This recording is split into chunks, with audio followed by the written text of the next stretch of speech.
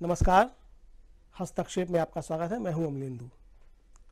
कल TV live पर एक गंभीर परिचर्चा का आयोजन किया गया, जिसमें देश की राजनीति में हो रही उठापटक का विश्लेषण वरिष्ठ पत्रकारों द्वारा किया गया।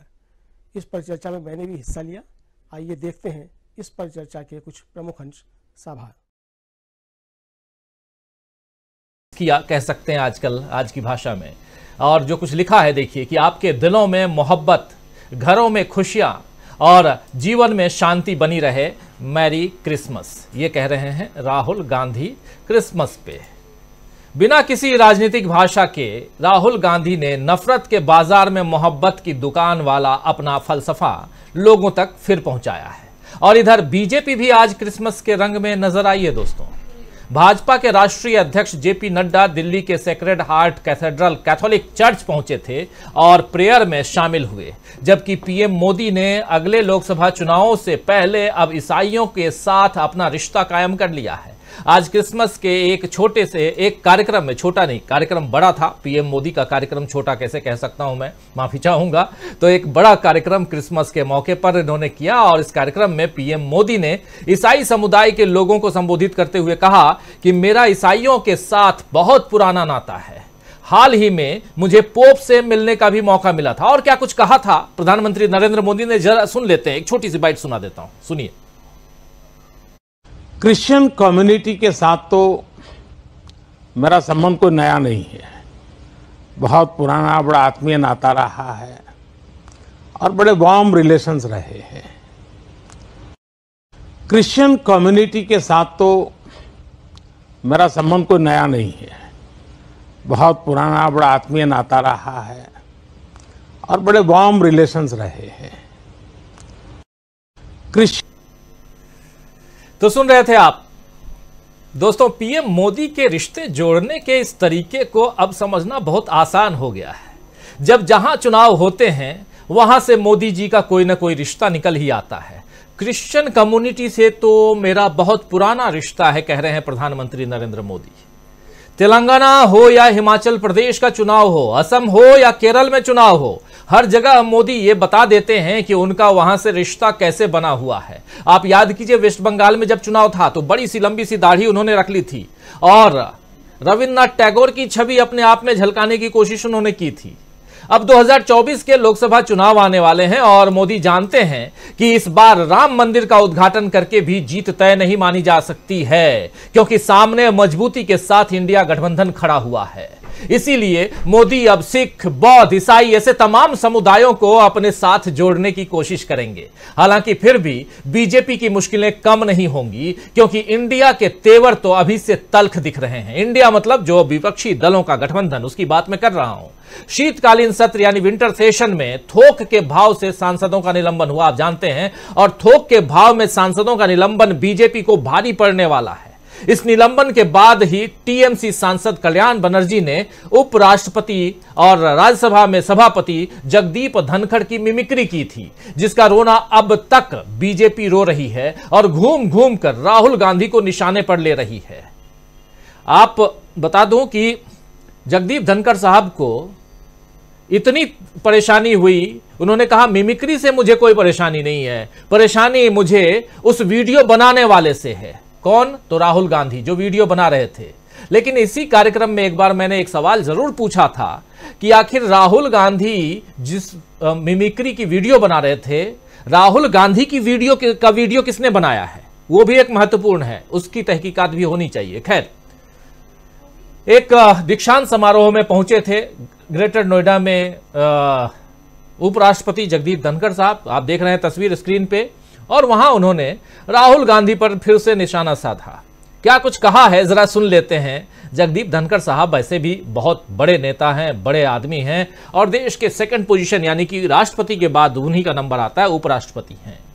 उन्होंने राहुल गांधी को निशाने पर लेना शुरू कर दिया है। क्यों कर रहे हैं ऐसा, इस पर भी हम बात करेंगे, लेकिन पहले सुन लीजिए क्या कुछ कह रहे हैं। मेरा मन रात को माननीय मुख्यमंत्री जी बड़ा दुखी हो गया। हमारे एक पार्लियामेंटेरियन हार्वर्ड में जाकर कहते हैं कि भारत में डेमोक्रेसी पेरिल में है, भारत में प्रजातंत्र को खतरा है। Let me tell you, boys and girls, India is the only country in the world that has constitutionally structured democracy at the village level, at the Panchayat Samiti level, at the district level, at the state level, at the central level. India is the only country where power transfer is by the ballot. मेरा मन रात को माननीय मुख्यमंत्री जी बड़ा दुखी हो गया। तो आप सुन रहे थे यहां पर जगदीप धनखड़ साहब कहीं ना कहीं निशाना पर राहुल गांधी और बीजेपी या बीजेपी के लोग राहुल गांधी को क्यों निशाने पे ले रहे हैं, इसमें कोई बहुत बड़ा सवाल ये आपके सामने नहीं रख रहा हूं। इस सवाल का जवाब आप अच्छी तरह से जानते हैं। लेकिन दूसरी तरफ आज पूर्व कांग्रेस नेता और वरिष्ठ वकील, देश के वरिष्ठतम वकीलों में से एक कपिल सिब्बल, और अब तो राज्यसभा के सांसद भी हैं, उन्होंने राहुल गांधी के पक्ष में कहा है कि राहुल गांधी ने इस वीडियो को अपने प्लेटफॉर्म पर चलाया भी नहीं। कौन से वीडियो? ये उस वीडियो की बात हो रही है जहां कल्याण बनर्जी ने मिमिक्री की थी जगदीप धनखड़ की, और राहुल गांधी वीडियो बना रहे थे। थोड़ी देर वो देख रहे थे, उसके बाद उन्होंने वीडियो बनाना शुरू किया था। तो लिख रहे हैं, ये कह रहे हैं कि राहुल गांधी ने इस वीडियो को अपने प्लेटफॉर्म पर चलाया भी नहीं, तो इसमें गलत क्या है? बिल्कुल सही सवाल उनका है कि आखिर जब उन्होंने चलाया नहीं तो गलत क्या है। आपको बता दूं कि सिब्बल अभी समाजवादी पार्टी के समर्थन से राज्यसभा सांसद हैं, लेकिन वो जिस तरह राहुल गांधी की पैरवी कर रहे हैं उससे समझ आ रहा है कि इंडिया में अब सभी दल मजबूती से एक दूसरे के साथ खड़े हैं।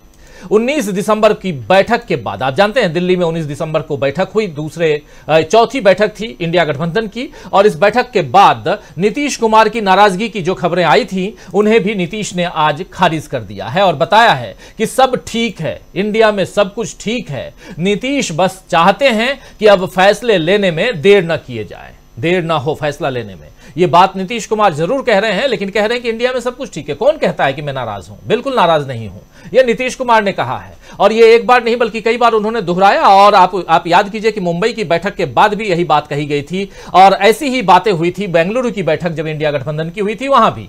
तो लगातार गठबंधन की बैठक होती है और मीडिया का एक धड़ा गठबंधन के नेताओं में, और खासकर नीतीश कुमार, लालू प्रसाद यादव, ममता बनर्जी या अखिलेश यादव, इनकी नाराजगी को सामने लेके आ जाता है, बाहर है मीडिया। और इसी तरह कांग्रेस अध्यक्ष मल्लिकार्जुन खड़गे ने भी आज फिर से एक चिट्ठी लिखकर जगदीप धनखड़ को बता दिया है कि वे आज यानी 25 दिसंबर को उनसे मुलाकात नहीं कर सकते हैं। आपको बता दूं कि सांसदों के निलंबन पर 146 सांसद जो थोक के भाव निलंबित किए गए, उन सांसदों के निलंबन पर चर्चा के लिए जगदीप धनखड़ ने आज की तारीख कांग्रेस अध्यक्ष को दी थी।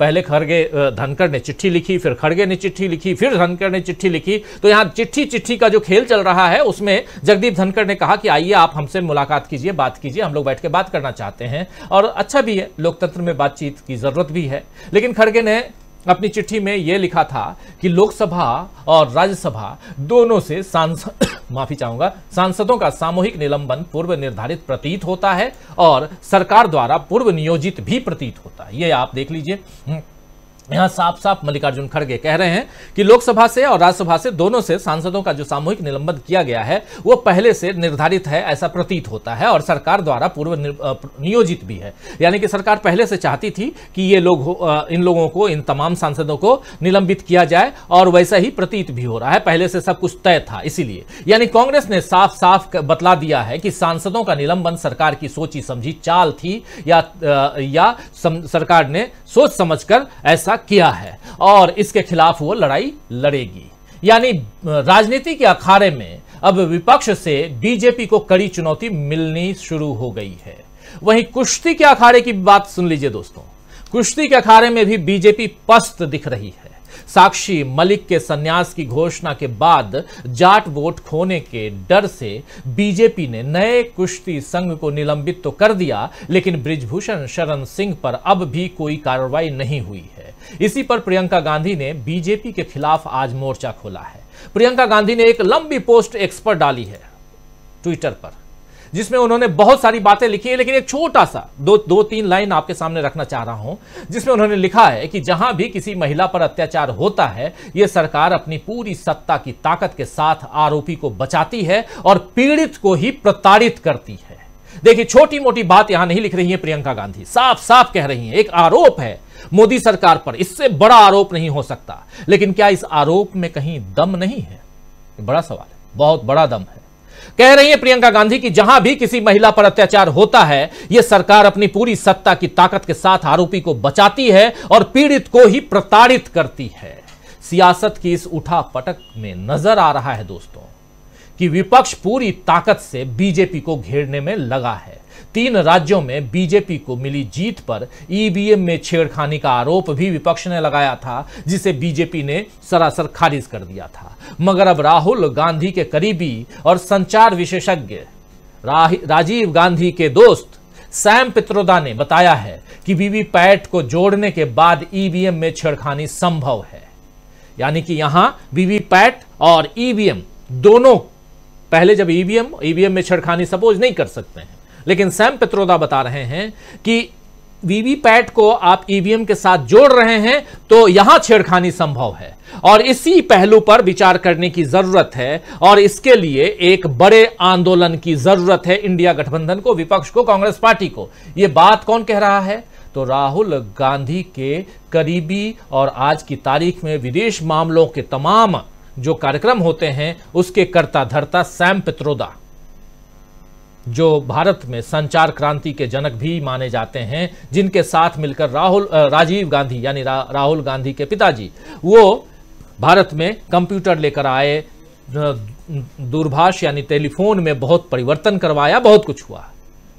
तो आइए दोस्तों अब चर्चा आगे बढ़ाते हैं। महिला पहलवान हो, सांसदों का निलंबन हो, ईवीएम हो या मिमिक्री हो, कोई भी मुद्दा इस बार इंडिया नहीं छोड़ रहा है, आप साफ देख रहे हैं। कांग्रेस और उसके साथ बाकी सभी दल पुरजोर तरीके से बीजेपी की घेराबंदी कर रहे हैं। तो क्या 2024 के अखाड़े में बीजेपी को मिलेगी मात? आज इसी पर चर्चा करेंगे। चर्चा यही करेंगे कि इंडिया ने कर दी है मुद्दों की बरसात और बीजेपी की पुरजोर घेराबंदी उन मुद्दों के साथ इंडिया तो कर रहा है, लेकिन बीजेपी क्या कुछ कर रही है और इंडिया कैसे इसमें आगे दिखाई देता है। चलिए इन सब की चर्चा करते हैं। हमारे साथ कुछ वरिष्ठ साथी जुड़े हुए हैं, उन सबसे आपका पहले परिचय करवाता हूं। देखिए इस वक्त हमारे साथ 3 वरिष्ठ साथी जुड़े हुए हैं। संजय कुमार सिंह साहब जुड़े हुए हैं हमारे साथ जुड़े हुए हैं अमलेंदु उपाध्याय जी और हमारे साथ जुड़े हुए हैं डॉक्टर दीपक पाचपुर जी। आप तीनों का स्वागत है। थोड़ी देर में और भी 3 साथी जुड़ेंगे, उन सबसे भी आपका परिचय करवाऊंगा। और आप तमाम दोस्त साथी शुभचिंतक जो अब तक जुड़ चुके हैं, जो जुड़ने वाले हैं, आज खास दिन है, क्रिसमस है और एक बार फिर से बड़ा दिन कहिए, बचपन में हम लोग यही सुना करते थे, बड़ा दिन या क्रिसमस, इन सब की शुभकामनाएं आप सबको। सीधे आना चाहता हूं सबसे पहले डॉक्टर दीपक पाचपुर जी आपके पास। ये मुद्दों की बरसात को किस ढंग से आप देखते हैं दीपक जी? ये निश्चित रूप से जैसे आप इस समय अगर देखें तो ज्यादातर मामलों में भारतीय जनता पार्टी और केंद्र सरकार जो है वो बैकफुट पर आपको नजर आएगी। अगर पहले हम कल की बात करें तो जिस प्रकार से कुश्ती महासंघ को जो निलंबित किया गया और ब्रिजभूषण शरण सिंह के खास आदमी जो संजय सिंह है उनको जिस प्रकार से हटाया गया एक तरह से, तो ये बताता है ये भारतीय जनता पार्टी हमेशा हम जानते हैं और ये जो केंद्र सरकार है मोदी जी की, ये एक तरह से बड़ी स्टबॉर्न है, बहुत ही हठीली किस्म की है। सामान्यतया अपनी बातों से कभी वो हटती नहीं है, झुकती नहीं है। लेकिन जिस तरीके से पहला मुद्दा हुआ था किसान मामलों में जो हुआ था, उसके बाद का ये दूसरा मामला है जब हम देख रहे हैं कि किस तरीके से ये जो कुश्ती महासंघ के ऊपर जो एक्शन लिया गया।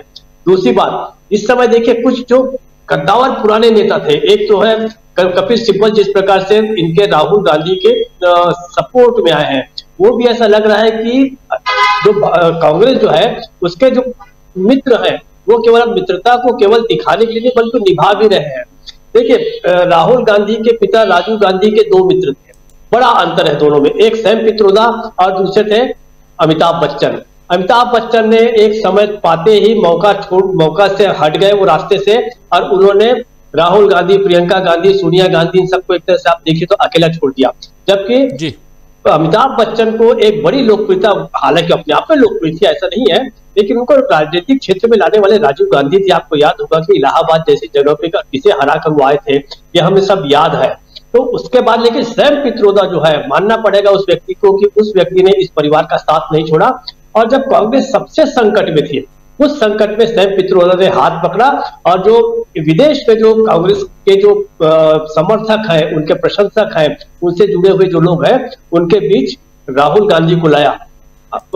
यूके और अमेरिका में और कुछ और देशों में जब राहुल गांधी इस साल की शुरुआत में गए थे तो सारा आयोजन जो है वो सैम पित्रोदा ने ही किया था। तो सैम पित्रोदा जो है, इसका मतलब एक तरफ आप ये देखिए कि कांग्रेस के साथ जितने लोग हैं, चाहे वो व्यक्तिगत तौर पे हो चाहे संगठन के रूप में हो, वो लगातार जुड़ते जा रहे हैं। ये ऐसे बहुत सारे जो छोटे छोटे मसले हैं, ये मसले देखिए एक तरह से आंदोलन के लिए भी विषय दे रहे हैं। अब ये कांग्रेस और गठबंधन जो है, इंडिया गठबंधन के जो दल है, उनको उठाए जाने की जरूरत है।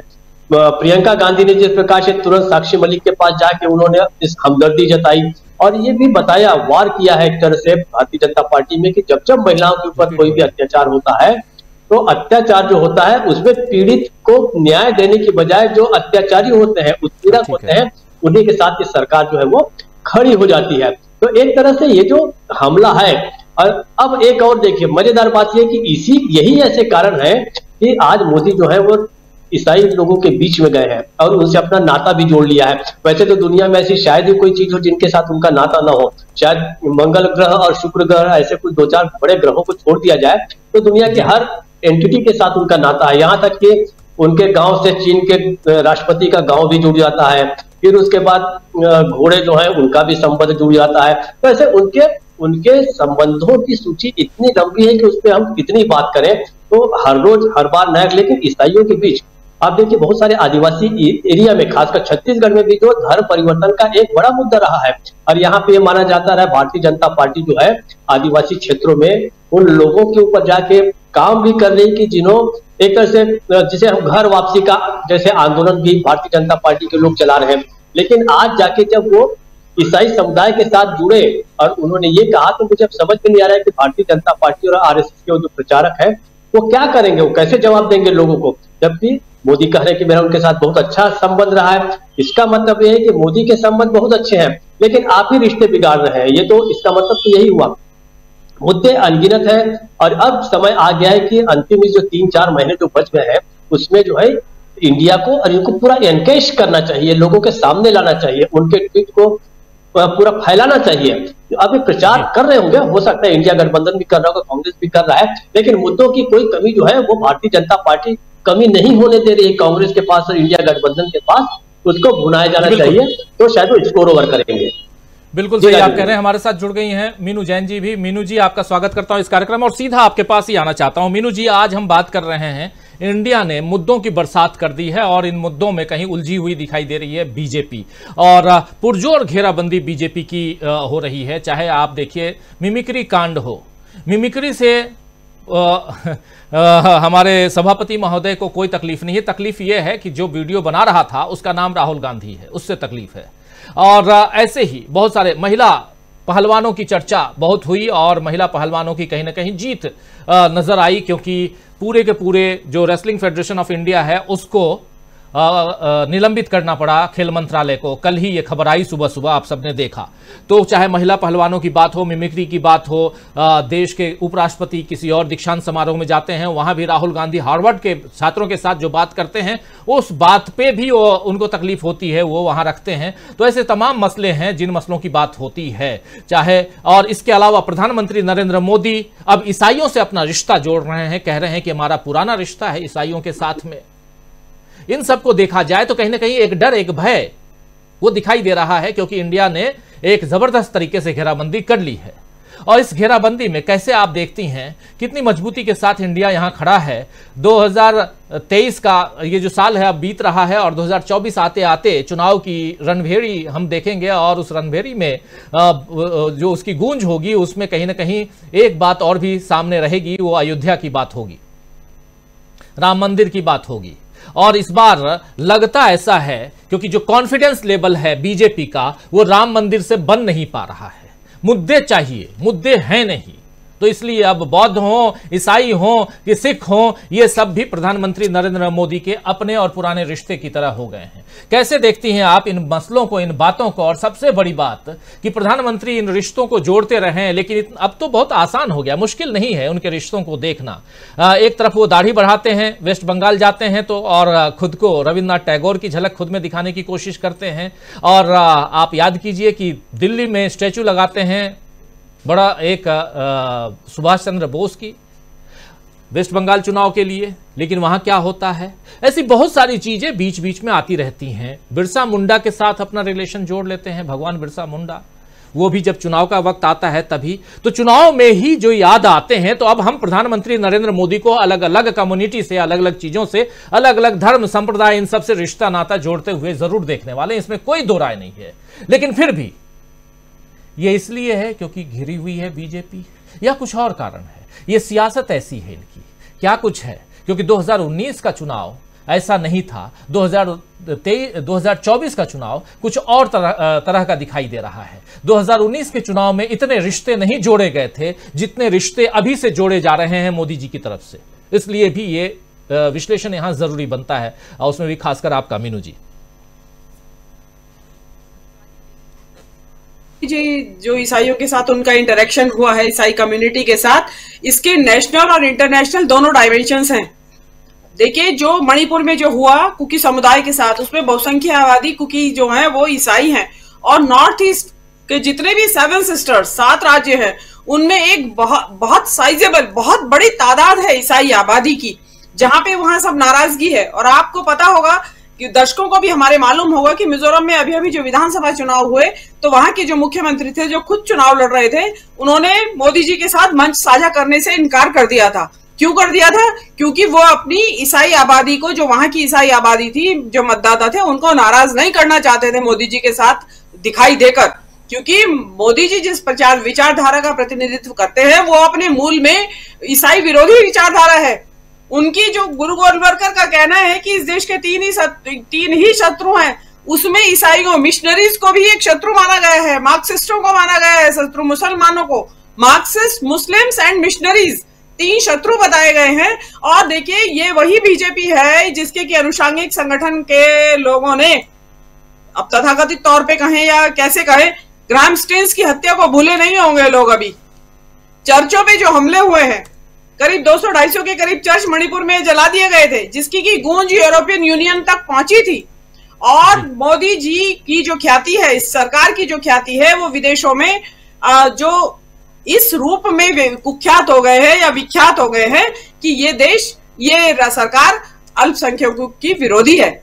जिसका कि नया ताजा उदाहरण अभी जो पतवंत सिंह पन्नू की जो हत्या के तथा कथित षड्यंत्र की बात हो, या फिर निज्जर की हत्या हो, बाइडेन की जो यात्रा रद्द हुई है, उसके मूल में भी कहीं यही सारा अल्पसंख्यक विरोधी जो मानसिकता है मोदी जी की, वही इसके मूल में है। तो उससे मोदी जी को चिंता हुई है, क्योंकि मोदी जी नेशनल छवि के बजाय इंटरनेशनल छवि की ज्यादा चिंता करते हैं। तो अपनी इंटरनेशनल छवि को नुकसान ना पहुंचे, मोदी जी को लेबल ना किया जाए। लेकिन 900 चूहे खाने के बाद अगर बिल्ली हज को जाएगी, तो वो सबको मालूम है कि बिल्ली चूहे खा के आई है पीछे से। मैं इसमें मोदी जी को बिल्ली नहीं कह रही हूँ, सुनने वाले इस चीज को जरा अलग अलग करके सुने, लेकिन एक मुहावरे का मैं इस्तेमाल कर रही हूँ कि आप देश के अंदर एक लगातार ईसाई विरोधी माहौल बनाते हैं। जिस साल 2014 में मोदी जी सत्ता में आए, उसी साल से 25 दिसंबर, जो कि क्रिसमस के तौर पे मनाया जाता है पूरे विश्व में और भारत में भी, उसको लगातार कोशिश रही, पहले सुशासन दिवस मनाया जाएगा, पूरे देश में छुट्टी कैंसिल कर दी गई कि इस दिन स्कूलों में सुशासन दिवस के ऊपर निबंध प्रतियोगिता होगी। उसके बाद तुलसी पूजन दिवस मनाया जाएगा, जबकि तुलसी पूजन इन महीनों में कोई तुलसी पूजन की हिंदू धर्म में कोई ऐसा रिवाज नहीं है, कोई ऐसी रीति नहीं है, लेकिन तुलसी पूजन दिवस मनाया जाएगा। भाई, एक तरफ तो आपके कार्यकर्ता और काडर पूरा तुलसी पूजन दिवस मना रहा है, और आप ईसाई के चर्चों में जाके मोमबत्ती जला रहे हैं। तो कौन सी बात सच है? आप किसका उल्लू बना रहे हैं? आप एक तरफ आपको क्लियर करना पड़ेगा, इस तरीके से आपके वोट नहीं सज सकते। और अब जो इस देश के अल्पसंख्यक हैं, उसमें चाहे ईसाई हो चाहे मुस्लिम हो, वो सशंकित हैं, और ये इनको समझ में आ गया है। देखिए, नॉर्थ ईस्ट के राज्यों में इतनी सारी ईसाई आबादी है, और साउथ के इंडिया के राज्यों में, केरल में बहुत बड़ी आबादी है, गोवा में बहुत बड़ी आबादी है, मुस्लिम आबादी है। और जिन आदिवासियों के वोट से इन्होंने मध्य प्रदेश और उसमें सरकार बनाई है, वहां भी उनमें से अधिसंख्यक आदिवासी ईसाई हैं। तो ये उनको भी अपने पक्ष में लेने के लिए कर रहे होंगे कि भाई ठीक है, हम भले ही ईसाई विरोधी हैं, लेकिन अब हम आपके साथ सहृदयता का व्यवहार करेंगे और 2024 में हमें ही वोट देना। लेकिन ऐसा होने वाला अब नहीं है। लोगों ने साफ साफ देख लिया है कि ये अल्पसंख्यक विरोधी मानसिकता की जो ये सरकार है, तो इसलिए मोदी जी कोशिश कितनी भी कर लें। और रही बात ये आपके उपराष्ट्रपति महोदय साहब की, तो कल्याण बनर्जी ने आज फिर की है इनकी मिमिक्री एक सभा के अंदर। एक कोई उनकी जनसभा हो रही थी, ओपन में उन्होंने मिमिक्री की है। तो उससे जितना इस चीज को इश्यू बनाएंगे उतना ही ज्यादा और ये उठेगी बात, क्योंकि मिमिक्री करना कोई अपराध नहीं है। अमेरिका के राष्ट्रपति की तो शोज में मिमिक्री होती है खूब जबरदस्त कार्टून। अरे कार्टून बनाना भी तो मिमिक्री है एक तरह की। तो क्या कार्टून बनाना इस देश में अवैध हो गया? स्टैंड अप कॉमेडियंस करते ये, इसके बारे में तो इतनी चर्चा हो चुकी है। इसको ये खुद को लार्जर देन लाइफ बता रहे हैं। पहले आप देखिए, आप अगर दूसरे से सम्मान चाहते हैं ना, तो फर्स्ट डिजर्व देन डिजायर। आप पहले अपने अंदर वो काबिलियत को पैदा कीजिए। जिस तरह का व्यवहार आपका है और जिस तरह की बातें आप करते हैं उपराष्ट्रपति के तौर पे और राज्यसभा के सभापति के तौर पे, उसके बारे में बहुत सारी टिप्पणियां हो रही हैं दुनिया में, वो आलोचना का विषय है आपका व्यवहार। तो आप कैसे मान रहे हैं? और देखिए, विपक्ष के पास कोई रास्ता नहीं है। और मैं आपको अब बता देती हूँ राजीव जी, क्योंकि विपक्ष का गला चारों तरफ से घोट दिया गया है। गोदी मीडिया विपक्ष के साथ है। यूट्यूब पे शिकंजा कसने की तैयारी चल रही है। नया कानून लाया जा रहा है, बताया जा रहा है कि उसमें यूट्यूब जैसे आप जैसी चैनल्स के ऊपर शिकंजा तैयारी हो रही है कसने की, ताकि विपक्ष के कुछ लोग जो यहाँ बोल जाते हैं वो भी ना बोले, सरकार की आलोचना पूरी तरह बंद हो जाए। तो अब ये जो मिमिक्री का जो सिलसिला चला है ना राजीव जी, ये बहुत जोर पकड़ेगा। आप देखेंगे कि रोज किसी ना किसी नेता के, जो भाजपा के बड़े नेता की मिमिक्री के वीडियो सामने आएंगे। लोग दम जम के इनकी खिल्ली उड़ाएंगे, क्योंकि जब आपके पास कोई रास्ता नहीं रह जाता है तो उसके बाद फिर इंसान इसी पे आ जाता है कि देखी जाएगी जो होगा, अब जेल ही जाना सही। अगर ये मिमिक्री के लिए जेल डालते हैं तो उल्टे इनको बूमरैंग करेगा। देखिए, इस वक्त आप विश्व के स्कैनर के नीचे लोग आपको लेंस लगा के देख रहे हैं, आप क्या कर रहे हैं। ये अभिव्यक्ति की आजादी को आप उसको लगाम लगाने की कोशिश कर रहे हैं। आप तो इसका मतलब कभी किसी जमाने में आके आप कार्टूनिंग के ऊपर भी बंद कर देंगे, कार्टून बनाना भी रोक लगा देंगे। कार्टून्स में लोग क्या होता है, किसी भी नेता के किसी एक फीचर को नाक लंबी बना देते हैं, कान लंबे बना देते। मोरारजी देसाई के कान बड़े थे, उनके कान दिखा देते थे। इंदिरा गांधी की नाक लंबी थी, नाक दिखाते थे। तो वो तो नाराज होकर बैठ जाते हैं कार्टूनिस्टों से कि भी तुमने मेरी नाक लंबी क्यों दिखाई, मेरी नाक की मजाक बनाया। तो ये तो बच्चों वाली बातें हैं, ये स्टेट्समैन लाइक टॉक्स नहीं है। और इनसे कोई इनका ना तो इनका भला होने वाला है ना देश का भला होने वाला है। लोग मजाक बना रहे हैं और बनेगी ये भी मजाक। मिमिक्री एक पदयात्रा के बाद अब मिमिक्री दूसरा राजनीतिक हथियार बनेगा राजीव जी इस देश में। बीजेपी के नेताओं की मिमिक्री होगी और विपक्ष के नेता पदयात्रा भी करेंगे। ये दो नए हथियार पैदा हुए हैं इस दौरान। जी राजीव जी। जी बिल्कुल, दो बहुत महत्वपूर्ण बातें आप यहां रख रही हैं कि बीजेपी के नेताओं की मिमिक्री भी होगी और पदयात्रा, वो भी खासकर पदयात्रा के दौरान। और पदयात्रा जो है वो विपक्ष के नेता जो अपोजिशन है वो करेगा। और बहुत महत्वपूर्ण होगा ये देखना कि 2024 अब बहुत नजदीक है। आज 25 तारीख क्रिसमस का दिन है और ये दिन भी बीत रहा है और इसके बाद अब उल्टी गिनती बिल्कुल ही, और नया साल बिल्कुल करीब है। नए साल में बहुत इतनी बड़ी बड़ी खबरें आपके लिए रहेंगी। भारत जोड़ो यात्रा अगर शुरू होती है तो वो कहां से शुरू होगी और उसमें क्या कुछ होने जा रहा है। उससे पहले इसी जनवरी महीने, जनवरी 2024 में राम मंदिर का उद्घाटन है। उसको लेकर खासकर बीजेपी बहुत ज्यादा आशान्वित है। इतना ज्यादा, इतनी उम्मीदें टिकी हुई हैं बीजेपी की कि इस बार पुलवामा नहीं, बालाकोट नहीं, लेकिन राम मंदिर तो है। राम मंदिर और 370 के नाम पर क्या बीजेपी 2024 का चुनाव जीत जाएगी? ये बड़ा सवाल है। जरा इसकी भी समीक्षा कर लेते हैं। आना चाहता हूं संजय जी आपके पास। क्या राम मंदिर और 370, आर्टिकल 370, ये इन मुद्दों के आधार पर 2024 का चुनाव मोदी सरकार जीतने वाली है, जीत सकती है? जीत सकती है कि नहीं वो अलग मुद्दा है। मुझे लगता है कि कोशिश उसी आधार पे है और इनके पास कुछ बच नहीं गया है। 10 साल के कार्यकाल में यह पता चल गया है कि मोदी जी प्रशासनिक दृष्टि से कितने कमजोर, अक्षम या अयोग्य हैं। तीनों अलग अलग हैं, आप किसी एक को मान ले तो भी काफी है। तो अब मुद्दा यह है कि बीजेपी के पास कैंडिडेट नहीं है नरेंद्र मोदी के अलावा जो उनके मुद्दों पर, उनके विषयों पर राजनीति करके वोट ले आए। तो उनके पास मजबूरी है कि उनको नरेंद्र मोदी को ही रखना है कैंडिडेट, और नरेंद्र मोदी की मजबूरी है कि किसी भी तरह से उनको चुनाव जीतना है। और चुनाव जीतना है तो सिर्फ चुनाव जीतने के लिए नहीं जीतना है, जो हिंदू राष्ट्र का उनका लक्ष्य है उसके लिए जीतना है, क्योंकि अब वो उसी दिशा में बढ़ते नजर आ रहे हैं, उसी दिशा में काम कर रहे हैं। और इसके लिए वो या उनका पूरा परिवार कुछ भी करने के लिए तैयार है। इसमें उपराष्ट्रपति को राजनीति में शामिल कर लेना सबसे शर्मनाक और घृणित है। माने जो हुआ वो सब हम लोग देख रहे हैं, बहुत साफ है कि उपराष्ट्रपति ने ही कहा कि प्रधानमंत्री ने उनको फोन किया, उपराष्ट्रपति ने उसके बाद ही उसको मुद्दा बनाया, और उसमें राहुल गांधी का वीडियो बनाना जो मुद्दा है, मिमिक्री से दिक्कत नहीं है, राहुल गांधी से दिक्कत है।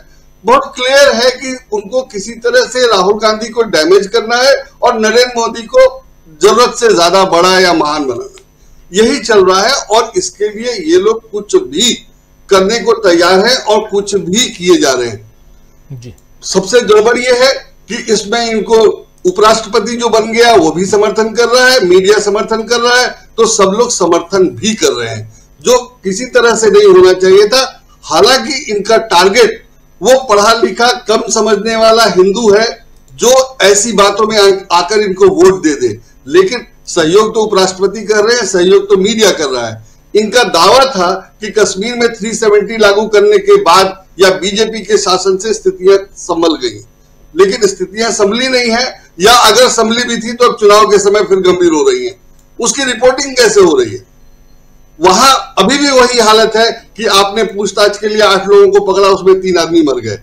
ये सब रिपोर्टिंग भी नहीं हो रही है, और दावा ये किया जा रहा है कि आतंकवाद नियंत्रण में है, 370 हटा दिया तो बहुत बड़ा काम किया, वगैरह वगैरह। तो टारगेट ऑडियंस जो है उसको तो ये सब चीजें बड़ी बात लग रही, अब लग रहा है कि हाँ ठीक है हो गया, और खबरें नहीं छप रही हैं तो भी लग रहा है। लेकिन जो लोग समझते हैं कि इससे फायदा कुछ नहीं हुआ, वो भी ये नहीं बोलते कि नरेंद्र मोदी या बीजेपी के सरकार में रहने से देश को या जनता को क्या फायदा है। तो दिक्कत मुझे लगता है कि यहाँ है कि टारगेट।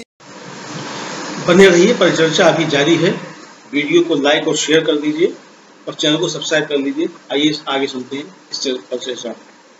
ये होना चाहिए था कि नरेंद्र मोदी के प्रधानमंत्री रहने से देश को या आम आदमी को क्या फायदा है। तो टारगेट वो नहीं हो गया है, टारगेट ये हो गया है कि नरेंद्र मोदी बहुत योग्य और सक्षम है और राहुल गांधी बहुत खराब है, वो हिंदू विरोधी भी है और वीडियो भी बनाते हैं। मुझे लगता है कि अगर कोई घटना घट रही हो और आप उसको रोक नहीं सकते हैं, और डेमोक्रेटिकली रोकने का कोई कारण नहीं था, तो अगर उन्होंने रिकॉर्ड कर लिया तो कोई बड़ी बात नहीं है, रिकॉर्ड किया ही जाना चाहिए था। और जाहिर है वो ये जानते होते कि उनको भी कोई रिकॉर्ड कर रहा है तो शायद वो बंद भी कर देते, तो वो ये भी नहीं जानते थे, तो वो तो रिकॉर्ड करने के लिए रिकॉर्ड कर रहे थे, रिकॉर्ड किया ही जाना चाहिए था।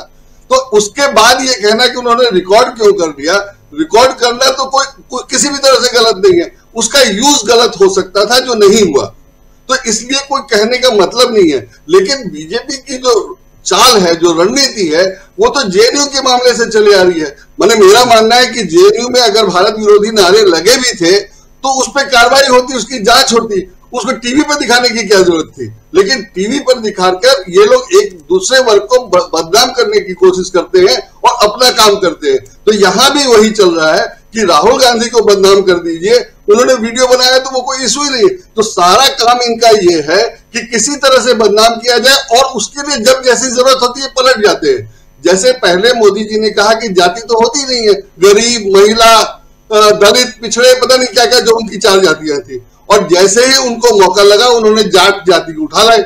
अब जाट के लिए उन्होंने जो सब कहा उसका उनका विरोध हो रहा है, वो सब अपनी जगह है और बढ़िया से विरोध हो रहा है। लेकिन इन्होंने जो किया सो देखिए, और उपराष्ट्रपति इसमें जो सहयोग कर रहे हैं, उपराष्ट्रपति को क्या जरूरत थी पड़ी थी पार्टी बनने की, और अब वो क्यों बुलाकर बात करना चाह रहे हैं।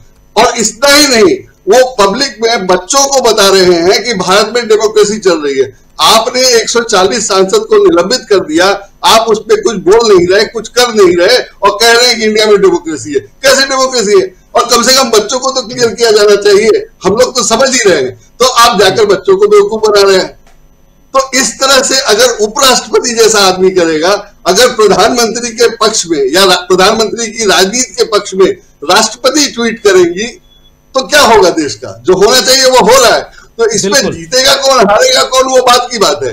अगर इसमें मुझे लगता है कि वो जीत भी जाए तो कोई बहुत बड़ी काबिलियत नहीं है। अगर ऐसे लोग, उपराष्ट्रपति पद पे बैठा हुआ आदमी अगर प्रधानमंत्री के पक्ष में राजनीति करेगा, खुलेआम करेगा, प्रधानमंत्री की ही तरह झूठ बोलेगा कि भारत में लोकतंत्र, पार्टी के पक्ष में प्रधानमंत्री को भी किनारे रख दें, पार्टी के पक्ष में, क्योंकि आप राष्ट्रपति, उपराष्ट्रपति, सभापति, लोकसभा अध्यक्ष, ये पार्टी लाइन से ऊपर होते हैं। चाहे राज्यपाल, धनखड़ साहब राज्यपाल थे वेस्ट बंगाल के, आप याद कीजिए, वहां भी पार्टी लाइन को वो छोड़ नहीं रहे थे। हालांकि एक जानकारी आप लोगों को पता ही होगी कि धनखड़ साहब शुरुआती दिनों में कांग्रेस से ही जुड़े थे, वो कांग्रेस के ही प्रोडक्ट हैं, ये कह सकते हैं। बिल्कुल। तो इसलिए मुझे लगता है कि ऐसे में बहुत मुश्किल है। तो जो होगा, जब रिजल्ट आएगा तब देखा जाएगा। लेकिन समस्या मुझे लगता है कि ज्यादा गंभीर है, और मैं सिर्फ कम पढ़े लिखे, कम समझदार और थोक में वोट देने वालों की बात नहीं कर रहा हूं। मैं उन लोगों की बात कर रहा हूं जिनको बिल्कुल निष्पक्ष होना चाहिए, और होना नहीं चाहिए, कम से कम दिखना तो चाहिए। वो होते, नरेंद्र मोदी का समर्थन करते, मुझे कोई दिक्कत नहीं थी। लेकिन आप निष्पक्ष दिख भी नहीं रहे हैं और बच्चों को बेवकूफ बना रहे हैं। तो ऐसी हालत में क्या उम्मीद की जाए? राजीव जी, बिल्कुल बिल्कुल आप सही कह रहे हैं। हमारे साथ जुड़ गए हैं प्रशांत टंडन जी, हमारे साथी। और प्रशांत जी, शायद तबीयत आज नासाज है आपकी, पहले से अगर ज़्यादा हो तो थोड़ा आराम कर लीजिएगा, एक आध थोड़ी देर में आप उठ के जा सकते हैं। लेकिन बहुत इंपॉर्टेंट चर्चा प्रशांत जी हम लोग कर रहे हैं, और चर्चा में ये कि इंडिया ने मुद्दों की बरसात कर दी है। चाहे वो मिमिक्री बात वाला मामला हो, चाहे वो पहलवानों वाली बात हो, चाहे महंगाई, बेरोजगारी, नफरत के खिलाफ आवाज़ उठाना, भारत जोड़ो यात्रा में हमने सब कुछ देखा। और ये तमाम मसले ऐसे हैं जिन मसलों पर बात लगातार हो रही है, और अलग अलग नेता, और खासकर देखिए लालू प्रसाद यादव आते हैं, कहते हैं नहीं जी, कौन कह रहा है कि हम लोगों के बीच मनमुटाव है या हम लोगों के बीच कहीं ना कहीं गैप है, कुछ भी नहीं। आज नीतीश कुमार ने भी वही कहा कि ये कौन कह रहा है। हाँ, हम ये कहते हैं कि मुद्दे जो हैं अब वो जल्दी से जल्दी सुलझा लेने चाहिए, आगे के डिसीजंस जल्दी जल्दी लेना चाहिए, फैसले ज्यादा जल्दी करना चाहिए, ये नीतीश कुमार का कहना। बिल्कुल सही कह रहे हैं। तो एक तरफ, और कल हम लोग इसी मंच से चर्चा कर रहे थे जबकि 2024 में अलग अलग राज्यों में बीजेपी की क्या स्थिति होने वाली है। सी वोटर्स का एक सर्वे आया है, उस सर्वे ने भी बीजेपी की जो है हैरानियां, परेशानियां बढ़ाकर रख दी हैं। सी वोटर्स हालांकि बहुत ही, आप जानते हैं उसके बारे में मैं क्या बोलूं, आपसे बेहतर कौन समझ सकता है। लेकिन फिर भी अगर वहां से भी परेशानी दिखाई दे रही है तो परेशानी है, मुद्दे जो हैं वो सामने ऐसे, उन मुद्दों के जाल में ऐसे फंसी हुई बीजेपी दिखाई देती है कि यहां से राम मंदिर के अलावा और कुछ दिखाई नहीं देता कि जो कहीं थोड़ा बहुत बचा पाए। और उन्हीं मुद्दों के इर्द गिर्द हम आज की चर्चा कर रहे हैं, और उस बरसात की बात कर रहे हैं इस ठंड में। लेकिन उससे पहले प्रधानमंत्री नरेंद्र मोदी आज, और अभी मीनू जैन जी जब अपनी बात कर रही थी तो कह रही थी कि इस 25 तारीख को किस किस रूप में न मनाया गया पिछले 10 साल में, लेकिन आज अचानक ईसाई समाज को विश करना ही नहीं बल्कि ईसाई समाज के से रिश्ता जोड़ने वाली भी बात हो गई। प्रधानमंत्री नरेंद्र मोदी का उस 16 सेकंड की उस बाइट को एक बार फिर से प्रशांत टंडन जी के लिए स्पेशली, और उन तमाम दर्शकों के लिए फिर से जो बाद में जुड़े हैं, कि प्रधानमंत्री नरेंद्र मोदी कितने अच्छे हैं, कितने सच्चे हैं कि वो तमाम अलग अलग मसलों को रिश्ता जोड़कर सुलझा लेते हैं। जरा सुनिए। क्रिश्चियन कम्युनिटी के साथ तो मेरा संबंध कोई नया नहीं है, बहुत पुराना बड़ा आत्मीय नाता रहा है और बड़े वार्म रिलेशंस रहे हैं। प्रशांत जी, सुन लिया आपने, वार्म रिलेशन रहे हैं, बहुत पुराना रिश्ता रहा है, और रिश्ता हो भी क्यों नहीं, प्रधानमंत्री हैं, रिश्ता होना भी चाहिए, ये अच्छी बात है। हम भी चाहते हैं, इस मंच से हम चर्चा यही तो करना चाहते हैं कि हिंदू, मुस्लिम, सिख, ईसाई सब भाई भाई हैं, यही तो पढ़ते आए थे स्कूल में। आखिर इसके बीच में गैप क्यों आया, दरारें क्यों बढ़ गई, इसका जिम्मेदार कौन है? और ये तमाम चर्चा 2024 के चुनाव में वोट देने जाने से पहले इस पर चर्चा होनी चाहिए, इसकी बात होनी चाहिए। इसलिए यहां जरूरी है कि मुद्दों की बरसात कैसे हो रही है। प्रशांत टंडन जी, देखिए, जो ईसाई प्रेम है मोदी साहब का, वो पश्चिमी देशों को संदेश है। उनके दूतावासों के लिए संदेश है। और अगर उनके अंदर इतनी संजीदगी होती तो अभी मणिपुर में 500 चर्च जला दिए गए, तो छत्तीसगढ़ में चर्च जलाए गए, दिल्ली में चर्च जलाए गए, क्रिश्चियंस को मारा पीटा गया, 500 से ऊपर FIR हुई पेस्टर्स के खिलाफ तमाम बीजेपी शासित प्रदेशों में धर्मांतरण के आरोप में। तो ये सब कुछ ईसाई प्रेम जो अचानक दिखाई दिया वो पश्चिमी देशों के लिए है राजीव जी। और दूसरा मुद्दा, जगदीप धनखड़ की चर्चा हो रही थी, मैं सुन रहा था, और आपने उनके पश्चिम बंगाल के चर्चा कर डाली। वो विशुद्ध रूप से राजभवन को बीजेपी का दफ्तर के रूप में चला रहे थे, और धनखड़ साहब को एक गौरव प्राप्त है, शायद पहले और आखिरी गवर्नर हैं जिनको उनके राज्य के मुख्यमंत्री ने ट्विटर में ब्लॉक किया हुआ था।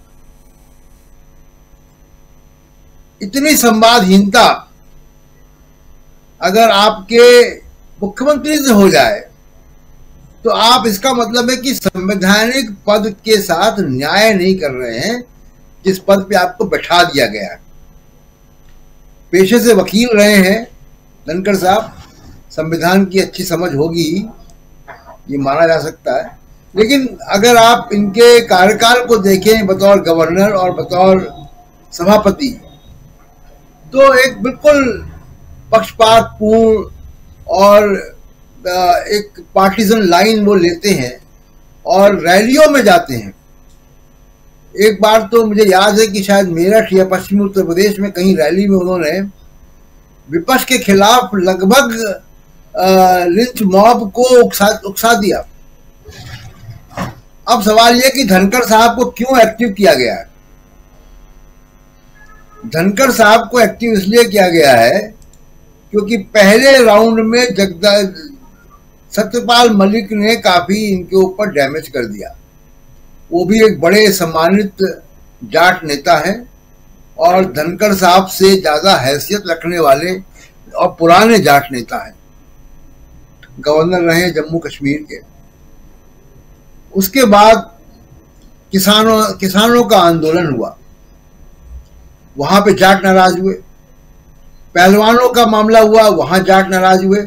और बिल्कुल स्पष्ट तौर पर दिख रहा है कि अभी आप देखिए कि कुश्ती फेडरेशन को सस्पेंड किया गया है।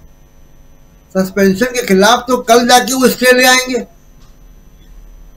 क्या ब्रजभूषण शरण सिंह, जिसके खिलाफ दिल्ली पुलिस ने इतने संगीन आरोपों की पुष्टि की है अपने चार्जशीट में यौन शोषण के, उन पहलवानों के खिलाफ जो देश के लिए मेडल लाते हैं, वो व्यक्ति गिरफ्तार क्यों नहीं है? वो खुला कैसे घूम रहा है समाज में? और निश्चित तौर पे जो है प्रधानमंत्री का उसमें जो है वो संलिप्तता ये है कि उसके खिलाफ एक्शन नहीं हुआ। एक्शन क्यों नहीं हुआ? जरा मैं जाट वोट पे आता हूं, उसके पहले जरा इन पे बात कर ली जाए, ब्रजभूषण शरण सिंह पे। जी रविकांत जी भी हैं, वो यूपी से हैं, उनको मालूम है कि वो कितनी सीटों पे प्रभाव छोड़ते हैं, 3 लोकसभा सीटों पर।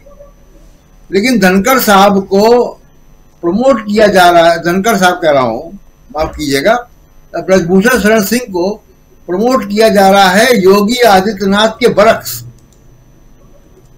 एक अग्रेसिव राजपूत नेता मोदी जी को अपना चाहिए, योगी जी को वो अपना नहीं मान रहे, राजनाथ सिंह को वो अपना नहीं मान रहे। उनको एक अग्रेसिव राजपूत नेता चाहिए उत्तर प्रदेश में, जो राजपूत वोटों को प्रभावित कर सके, जिसकी दबंग इमेज हो। और इसलिए ब्रजभूषण शरण सिंह को तमाम प्रकार की छूट है और वो लगभग कानून के ऊपर है। इतने संगीन आरोप किसी के ऊपर हो और वो बाहर हो, ये मुमकिन नहीं है जब तक कोई बहुत बड़ा व्यक्ति बचा न रहा हो। वो व्यक्ति कल बीजेपी के अध्यक्ष जेपी नड्डा से मिल रहा, क्यों दिल्ली पुलिस उसको ढूंढ नहीं रही है? क्यों वो सलाखों के पीछे नहीं है? तो मामला वही है। और योगी आदित्यनाथ के बारे में हम लोग जानते हैं कि किस तरीके का दिल्ली और लखनऊ के बीच में एक टसल चल रहा है, और वो टसल कई स्तर पर है। हम चर्चा यहाँ पे पहले भी कर चुके हैं कि किस तरीके से चीफ सेक्रेटरी ने लॉ एंड ऑर्डर की मीटिंग के लिए आदेश जारी कर दिए। चीफ सेक्रेटरी दिल्ली के आदमी माने जाते हैं और योगी आदित्यनाथ ने वो निरस्त कर दिया। डीजीपी वहां पे अपॉइंट नहीं हो पा रहा, यूपीएससी का पैनल नहीं बनता है। तमाम सारे जो फ्रिक्शन है वो लखनऊ और दिल्ली के बीच में है। अब मैं आता हूं जरा इनको क्यों लगाया गया धनखड़ साहब को। देखिए, हरियाणा, राजस्थान, उत्तर प्रदेश, पश्चिमी उत्तर प्रदेश खासकर, यहां करीब 40 सीटें हैं जहां पे जाट वोट प्रभावित करता है। सतपाल मलिक बार बार कहते हैं और इनको जाके खुद भी कह आए हो, हमारे इंटरव्यू में उन्होंने कहा कि हमने इनको समझाया कि जाट याद रखता है, आप उसको इंसल्ट करोगे तो वो बदला लेगा। तो जाट वोटों को बचाने के लिए और ब्रजभूषण शरण सिंह जो है वो भी बचा रहे, यानी सांप भी मरे और लाठी भी ना टूटे, इस उहापोह में फंसे हुए हैं मोदी साहब। और हरियाणा में आप देख लीजिए कि जाटों के खिलाफ गोलबंदी हुई, आप जाटों का वोट लेकर आए, उसके बाद मुख्यमंत्री आपने गैर जाट बना दिया। हरियाणा की राजनीति से जाट हाशिए पे चला गया जी, दशकों बाद। राजस्थान में आपने कांग्रेस के अध्यक्ष डोटासरा जो जाट नेता है उसके खिलाफ ईडी भेज दिया। यहां पे आपने पहलवानों के मामले पर खुलेआम ब्रजभूषण शरण सिंह का पक्ष लिया, यहां तक कि उनको मेडल अपना जो है छोड़ना पड़ा, कुश्ती संन्यास देना पड़ा साक्षी मलिक को। यहां तक बात पहुंच गई। जब इस पे बदनामी का बात आया तो आपने एक जो है आवरण के लिए एक फैसला ले लिया जिसका कोई मतलब नहीं है। कल वो स्टे ऑर्डर हो जाएगा उसमें और वो बहाल हो जाएंगे। सस्पेंड हुए, वो बर्खास्त नहीं हुए जी। और मुख्य बात यह कि वो सलाखों के पीछे गिरफ्तार क्यों नहीं है। तो जाट वोट को लेकर और 40 सीटें अगर फंसती हैं बीजेपी की उत्तर भारत में जाट की वजह से, तो बीजेपी का 2024 का समीकरण बुरी तरह से बिगड़ जाएगा। और जो कि लग रहा है कि ये रिपेयर होने वाला आसानी से नहीं है। राजीव जी बिल्कुल, ये रिपेयर आसानी से नहीं हो सकता, इसीलिए ये काम अब कर रहे हैं देश के उपराष्ट्रपति जगदीप धनखड़ साहब। ऐसा माना जा सकता है क्योंकि उनको सीधा हमला वो राहुल गांधी पे ही कर रहे हैं। और दूसरी तरफ जब जाट राजनीति की बात हो रही है तो यहाँ पर आखिर बैकफुट पर क्यों आना पड़ा, खासकर WFI यानी world wrestling federation of India को निलंबित करके। हालांकि ये निलंबन हो सकता है, जैसा कह रहे हैं प्रशांत टंडन जी की कल स्टे मिल जाए इस निलंबन पे। संजय सिंह जो अभी नए रेसलिंग फेडरेशन के अध्यक्ष चुने गए हैं वो फिर से उस पर काबिज हो जाएं, लेकिन बहुत सारी बातें अभी बाकी हैं। और इसमें सबसे बड़ी बात कि यहां से बीजेपी के लिए परेशानियां क्या कम हो जाएंगी। हमारे साथ जुड़ गए हैं प्रोफेसर रविकांत जी। रविकांत जी, आपका स्वागत करता हूं और सीधे आपके पास ही आना चाहता हूं। हम उत्तर प्रदेश की राजनीति की भी बात कर रहे हैं, बहुत सारे मुद्दे और मुद्दों की बरसात की बात कर रहे हैं। इंडिया गठबंधन अभी बहुत सारे मुद्दे यहां पर और लाकर रखने वाला है, ये साफ दिखाई दे रहा है। और जो जितनी भी चीजें सामने आ रही हैं, इन चीजों में कहीं ना कहीं एक बात तो आप देख रहे होंगे, आप तमाम साथी जो हमारे इस कार्यक्रम को देख रहे हैं, आप भी समझ रहे होंगे कि इस बार चाहे कांग्रेस पार्टी हो या इंडिया गठबंधन हो, उसमें भय या डर नाम की चीज नहीं है। जो डरो मत का नारा है वो शायद यहां बुलंद होता हुआ दिखाई दे रहा है। इसलिए चाहे ईडी का मामला हो, देखिए इसी इंडिया गठबंधन के एक नेता हैं अरविंद केजरीवाल, 10 दिन के लिए विपश्यना पे चले गए।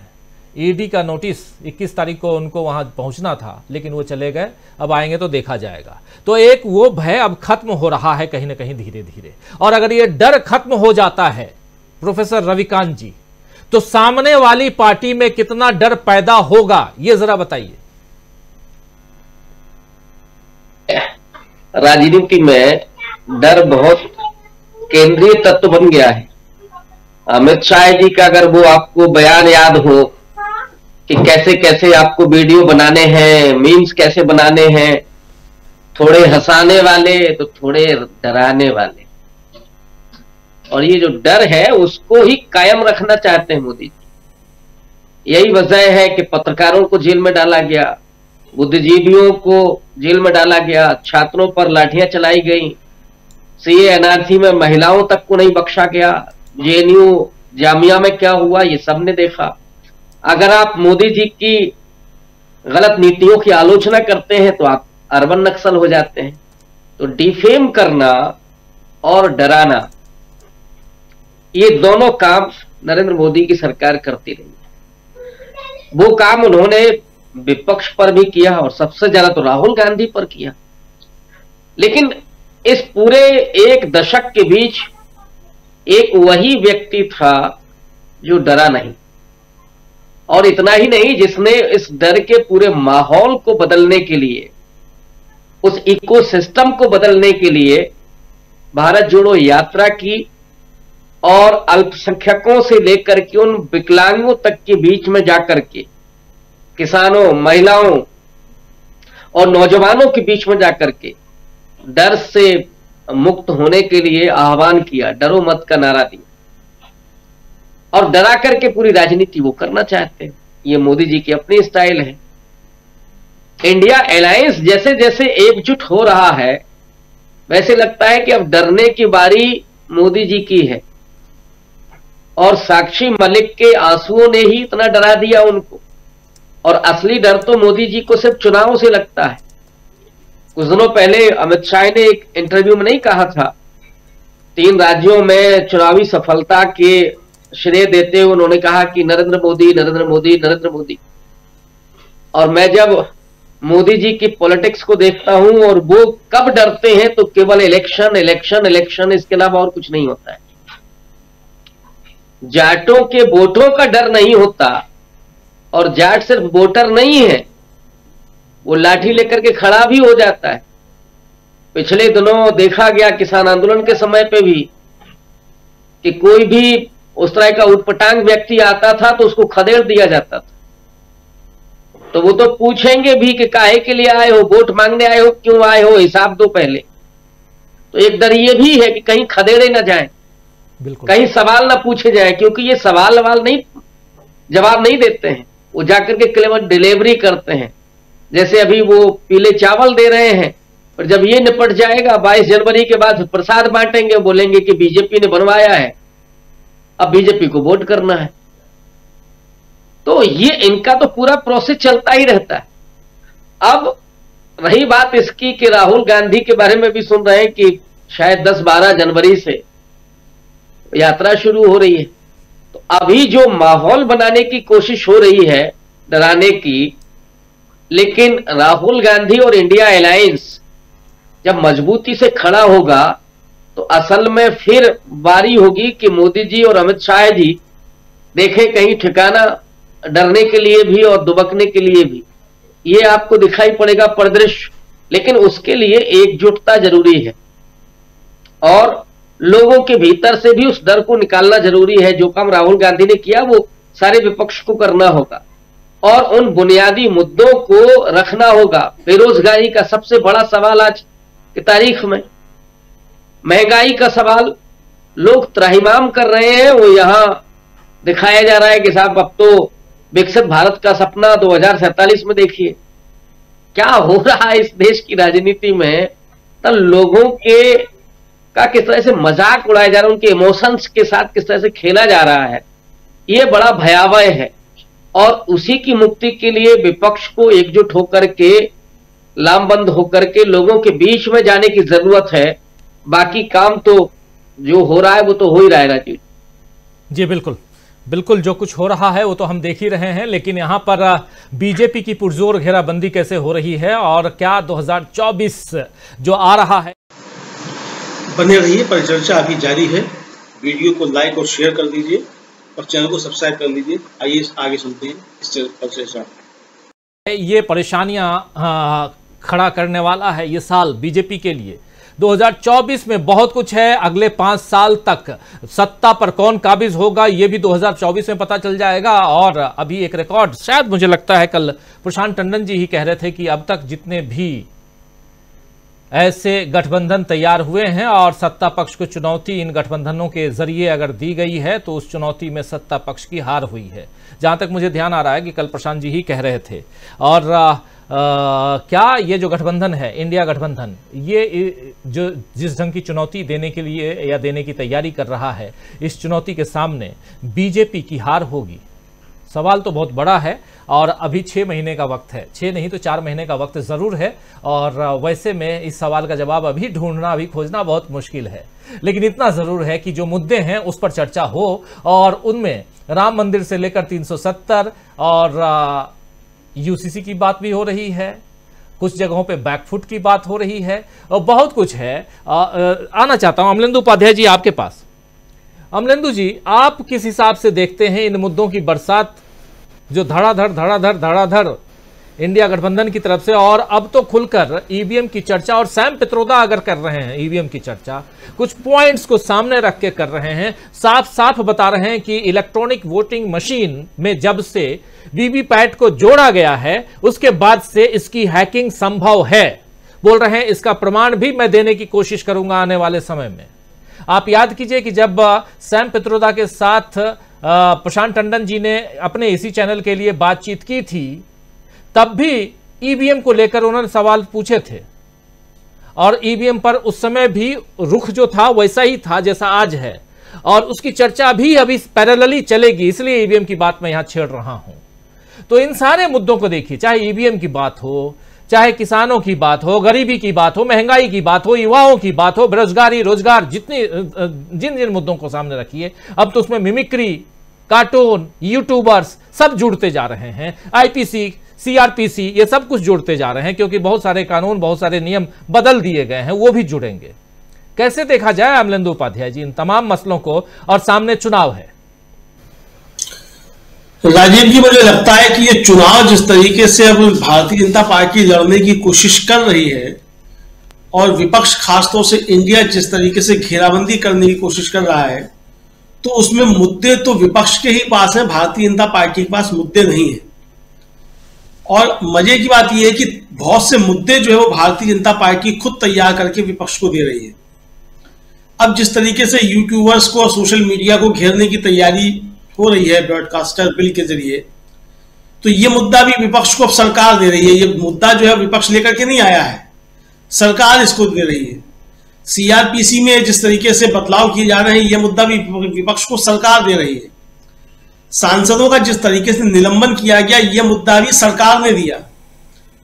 तो कुल मिलाकर के विपक्ष के पास मुद्दे आते जा रहे हैं, विपक्ष इन मुद्दों के आधार पर सरकार को घेरता जा रहा है, और सरकार अपनी चतुर सुजानी में अपने खिलाफ नए नए मुद्दे तैयार करती जा रही है। भारतीय जनता पार्टी के पास सिर्फ और सिर्फ एक मुद्दा है, सांप्रदायिक ध्रुवीकरण, और उसकी वो टेस्ट काफी कर चुके हैं, और इससे ज्यादा इसकी टेस्टिंग बची नहीं है।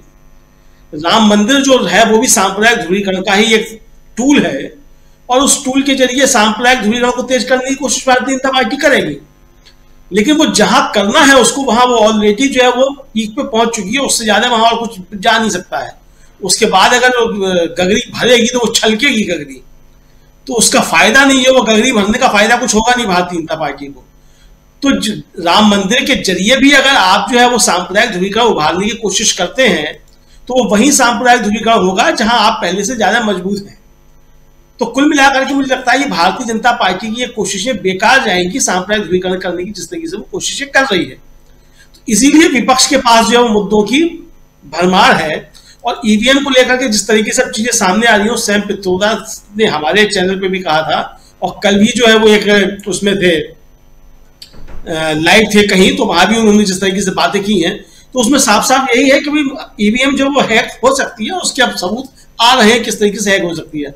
आपको याद होगा राजीव जी, मैंने अभी थोड़ी देर पहले भी 2019 की एक रिपोर्ट का हवाला दिया था, एक डिजिटल मीडिया प्लेटफॉर्म ने ही वो रिपोर्ट तैयार की थी, और उसमें उन्होंने पूर्व चुनाव आयोग से बात की थी, और उनका कहना था कि अगर ईवीएम हमारे कब्जे में है, यानी चुनाव आयोग के कब्जे में है, तब हैक नहीं हो सकती है, लेकिन अगर कहीं बाहर है तो हैक हो सकती है। ये उनका भी कहना था। तो जिस तरीके से 19 लाख ईवीएम मशीनें गायब हैं, वो कहां हैं उनका अभी तक कोई अता पता नहीं चल रहा है। तो जाहिर सी बात है कि ईवीएम पे शक लगातार बना हुआ है, और इसीलिए हम बार बार कहते हैं कि ये भारतीय जनता पार्टी का दायित्व बनता है कि वो अपनी जीत को जस्टिफाई करने के लिए ईवीएम से चुनाव ना कराने की बात करें। अब वो कहें कि हम बैलेट के बल पर भी जीत करके आ सकते हैं, अगर उनको इतना भरोसा है और उनकी जीत सच्ची है, तो ये भारतीय जनता पार्टी का दायित्व बनता है कि वो अगर आपकी जीत सच्ची है और आपका इतना ही जनाधार है, तो चाहे वो ईवीएम से हो जाए, चाहे बैलेट बॉक्स से हो जाए, किसी से भी हो जाए, आप तो जीत के आएंगे। फिर तो आपको ये घबराहट क्यों होती है कि ईवीएम से चुनाव होना चाहिए, बैलेट पेपर से नहीं होना चाहिए? तो मुझे लगता है कि ये सवाल विपक्ष के ऊपर नहीं है। विपक्ष जो वो कहता है कि जब हार हो जाती है तब ईवीएम की बात करते हैं। सवाल ये कि भारतीय जनता पार्टी ईवीएम से ही चुनाव क्यों चाहती है, वो क्यों तैयार नहीं होती कि हम किसी भी तरीके से चुनाव के लिए तैयार हैं।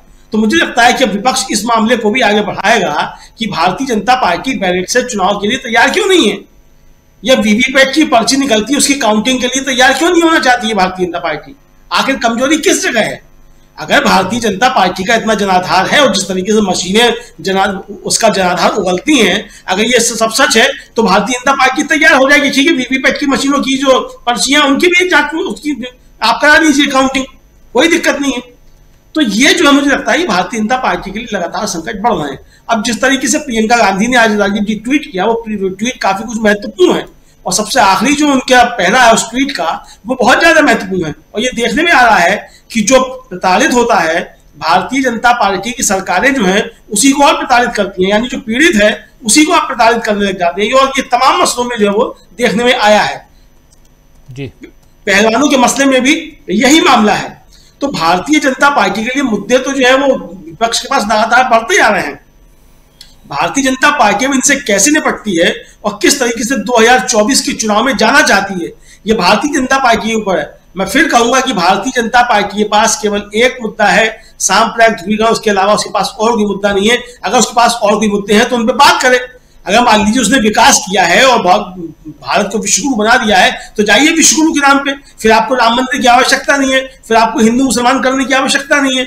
सबसे बड़ी बात और अच्छी बात यह है कि आज प्रधानमंत्री ने जिस तरीके से ईसाइयों को संबोधित किया, और मुझे लगता है कि शायद वो कहना ही चाहते थे कि वो बचपन से ही ईसाई बनना चाहते थे, लेकिन बन नहीं पाए। उनके मन की इच्छा थी, वो कहीं दबी रह गई मन में कि वो कैसे ईसाई बनना चाहते थे, नहीं बनना चाहते थे। वो रास्ते भी खुले हुए, कोई दिक्कत थोड़ी है बनना चाहते थे, लेकिन उन्होंने कहा कि बहुत ज्यादा योगदान है।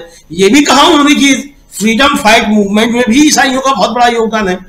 तो थोड़ा सा फ्रीडम फाइट मूवमेंट जो है उसमें आरएसएस का ये क्या योगदान है, इसमें भी प्रधानमंत्री प्रकाश डालते तो अच्छा रहता है कि जिसके वो स्वयं सेवक है, प्रधान स्वयं सेवक है, कि उसका फ्रीडम फाइट मूवमेंट में क्या योगदान है। बहरहाल उनका मसला है कि वो किसका योगदान बताएं, किसका योगदान नहीं बताएं। लेकिन प्रधानमंत्री की तारीफ करनी पड़ेगी कि उन्होंने ईसाइयों का फ्रीडम फाइट मूवमेंट में जो है वो स्वीकार किया। तो राजीव जी, मुझे लगता है कि विपक्ष की जो घेरेबंदी कर रहा है उसमें भारतीय जनता पार्टी फंसती जा रही है, और आज ईसाइयों को भी जो संबोधित करने का काम प्रधानमंत्री ने किया है वो निश्चित तौर पर घेराबंदी मुझे लगता है कहीं ना कहीं काम कर रही है। तभी प्रधानमंत्री अब छोटे से छोटे सेक्ट को भी जो है वो संबोधित करने की कोशिशें कर रहे हैं कि जो हिंदी पट्टी में भारतीय जनता पार्टी को नुकसान होने जा रहा है उसकी भरपाई भारतीय जनता पार्टी किस तरीके से करे। तो छोटे छोटे सेक्ट जो है उनको भी संबोधित करने का काम प्रधानमंत्री कर रहे हैं। इसीलिए जो राम मंदिर का टूल है, वो सांप्रदायिक ध्रुवीकरण का टूल है, मुझे लगता है कि वो फर्जी टूल साबित होने जा रहा है भारतीय जनता पार्टी का। और अगर उस पर इतना ज्यादा उनको भरोसा है तो फिर इन छोटे छोटे सेक्ट को संबोधित करने की बात प्रधानमंत्री किसी हाल में नहीं करते राजीव जी। इसीलिए हमें लगता है कि बीजेपी की जो पुरजोर घेराबंदी विपक्ष करने को तैयार है, भारतीय जनता पार्टी उसमें गिरती जा रही है। राजीव जी बिल्कुल, भारतीय जनता पार्टी, लेकिन सबका साथ सबका विकास की बात करने वाली भारतीय जनता पार्टी, प्रधानमंत्री नरेंद्र मोदी ने इसमें और भी दो शब्द करके जोड़ दिए। मीनू जी, ये विकास की बात जो कह रहे थे अभी अमलेंदु जी, विकास की बात क्यों नहीं करते हैं प्रधानमंत्री नरेंद्र मोदी? ये एक सवाल तो उठता है, कई बार मैं खुद भी अपने मन में भी सोचता हूँ कि विकास और खूब तेजी से विकास हम करेंगे, विकास के नाम पे आप चुनाव लड़ते हैं, लेकिन जब आप चुनाव में जाते हैं तो विकास की बात नहीं करते। चुनाव लड़ते हैं और उसके बाद आप दोबारा चुनाव में जाते हैं तो उस विकास की बात नहीं करते, आप नहीं बताते हैं कि आपने किया क्या। आप फिर से घूम करके 370 और राम मंदिर पे आ जाते हैं, आप नफरत की राजनीति पे आ जाते हैं। जैसे हमने देखा, चाहे छत्तीसगढ़ हो, मध्य प्रदेश हो या राजस्थान हो, इन तीनों राज्यों में जो चुनाव हुए, और कहीं ना कहीं आप देखिए उदयपुर में जो कांड हुआ था, कन्हैयालाल कांड, उस कांड का जिक्र प्रधानमंत्री नरेंद्र मोदी कई बार किए। ऐसे वोट देना, ऐसे बटन दबाना जैसे कि आप उसको फांसी दे रहे हो, ये तक कह रहे थे प्रधानमंत्री नरेंद्र मोदी। जब वो पहुंचते हैं मध्य प्रदेश में तो वहां भी ऐसे ही अलगाव की बात करते हैं। जब छत्तीसगढ़ जाते हैं वहां भी वैसे ही भाषण देते हैं। कहीं कपड़ों से पहचानने की बात होती है। ये तमाम दिवाली में और होली और ईद बकरीद की बात करते हैं प्रधानमंत्री नरेंद्र मोदी। ये सारी चीजें, और इसमें से कुछ भी ऐसा नहीं है कि मैं बढ़ा चढ़ा के बोल रहा हूं, कुछ भी ऐसा नहीं है कि उन्होंने नहीं कहा और उन बातों को मैं रख रहा हूं। ये तमाम चीजें उनके भाषणों में हैं। लेकिन इन बातों के साथ साथ एक दावे के साथ कि मैंने यहां पहुंचाया है, अब यहां से यहां पहुंचाएंगे, जब आता है आंकड़े आते हैं जिसमें भारत की साख कमजोर दिखाई देती है तो आंकड़े झूठे कह दिए जाते हैं। यह सब कुछ हम लोग देख रहे हैं। और लेकिन फिर भी जब आप नारा देते हैं तो सबका साथ, सबका विकास, सबका विश्वास की बात करते हैं। इसमें ये जो दो अलग अलग रास्ते हैं, इन दोनों रास्तों को जोड़ने की कोशिश आखिर क्यों? और अगर ऐसा है तो क्या लगता है कि वोटर्स इतने हमारे यहां के,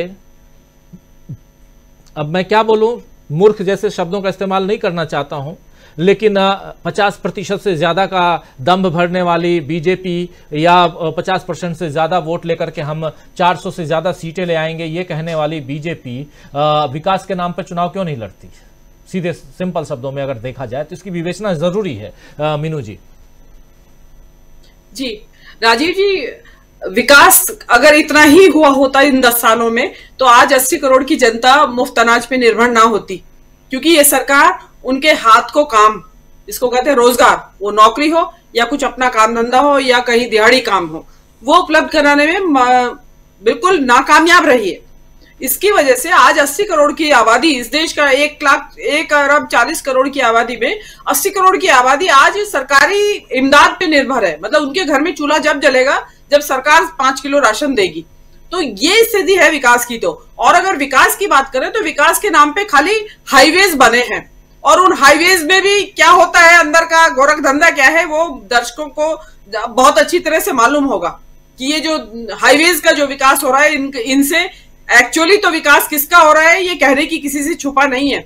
और इस विकास के जरिए जो विनाश लीला यहाँ उत्तराखंड के राज्य में हुई है, ये जो सड़कों का विकास किया गया है, ये जो ऑल वेदर रोड बनाई गई है कि 12-12 मीटर चौड़ी सड़कें पहाड़ों के बीच में बना दी गई हैं। तो अभी अभी आपने सिलक्यारा की सुरंग में देखा, वो भी एक इसी विकास का ही हिस्सा थी। वो हाईवे बनाया जा रहा था विकास के लिए पहाड़ में, और उस हाईवे के लिए वो सुरंग बनाई जा रही थी, और उसमें क्या हुआ वो सबने देखा। और उत्तराखंड के जो पहाड़ हैं वो दरक रहे हैं इसकी विकास के चलते हुए।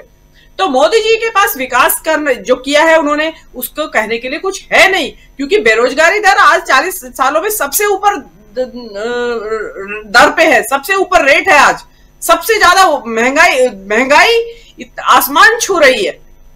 आप हंगर इंडेक्स में हमारा कहां नंबर है, हम फ्रीडम इंडेक्स में, हमारा प्रेस फ्रीडम इंडेक्स में हम कहां खड़े हुए हैं। आपके जो अभी जो ईसाई समुदाय वाली चर्चों की बात हो रही है, ईसाइयों की विदेशों में चर्चा हो रही है, आपने जो यहाँ कांड कर रहे हैं आप सर्वधर्म संभाव इस देश को, जो कि एक सेक्युलर कंट्री, जो कि सेक्युलरिज्म की परिभाषा इस देश में वेस्ट वाली नहीं है। यहाँ सेक्युलरिज्म की परिभाषा है कि भाई राज्य का कोई धर्म नहीं है और सभी धर्म बराबर है उसकी दृष्टि में। लेकिन आपने तो उसको सब भट्टी में फेंक दिया उठा के। आप चाहते हैं कि केवल एक ही धर्म चले यहाँ, और आज आप ये झंडा उठा के चले कि आप ईसाइयों से आपके बड़े अच्छे रिश्ते थे।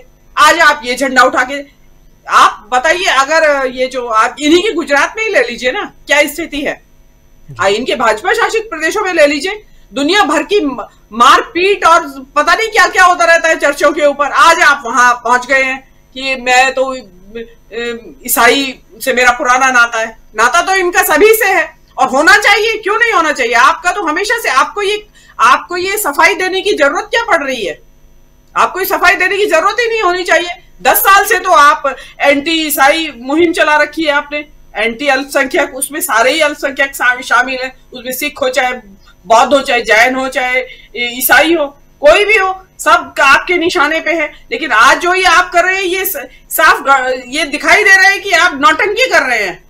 उसके पीछे जो छिपा बैठा है, जो एक कट्टर हिंदू जो छिपा बैठा है, जो कि नफरत की दुनिया को नफरत सिखाता है, अन्य समुदायों से नफरत करना सिखाता है, वो दुनिया भूली नहीं है। आप ये चेहरा चिकना लगा के और आप भाषण देने पहुंच जाएंगे, चर्च में पहुंच जाएंगे, उससे जनता के ऊपर असर नहीं पड़ेगा। मैंने पहले भी कहा है कि जनता, जो अल्पसंख्यक समुदाय की जो जनता है, वो अब सशंकित है। वो अपने भविष्य को लेकर और अपने अस्तित्व को लेकर आशंका से ग्रस्त है।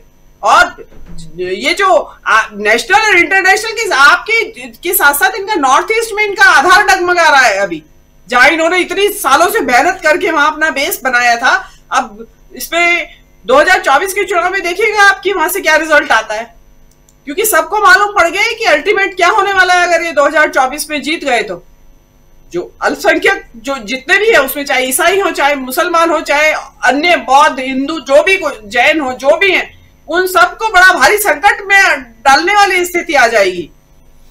तो मोदी जी इसीलिए विकास की बात नहीं करते। विकास के नाम पे इन्होंने नोटबंदी की थी, उसका हश्र आपने देख लिया। इन्होंने फॉल्टी जीएसटी लाया था विकास के नाम पे, उसका हश्र आपने देख लिया। तो जहां इनको कुछ करने को आता है वहां ये फेल हो जाते हैं।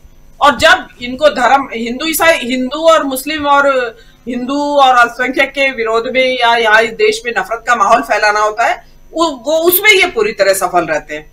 इनको ये काम आता है। और देखिए, नफरत के माहौल से आप इस देश का विकास हो नहीं सकता। कब ये मोदी जी को जितना जल्दी समझ में आ जाए उतना अच्छा है, लेकिन अभी अगर उनको अब समझ में आ रहा है तो बहुत देर हो चुकी है। जी बिल्कुल, बहुत बहुत शुक्रिया आपका मीनू जी, बहुत बहुत धन्यवाद आपका। और रविकांत जी, आपके पास आना चाहता हूं एक बार फिर से। रविकांत जी, कैसे देखते हैं आप, क्या जनता समझ रही है?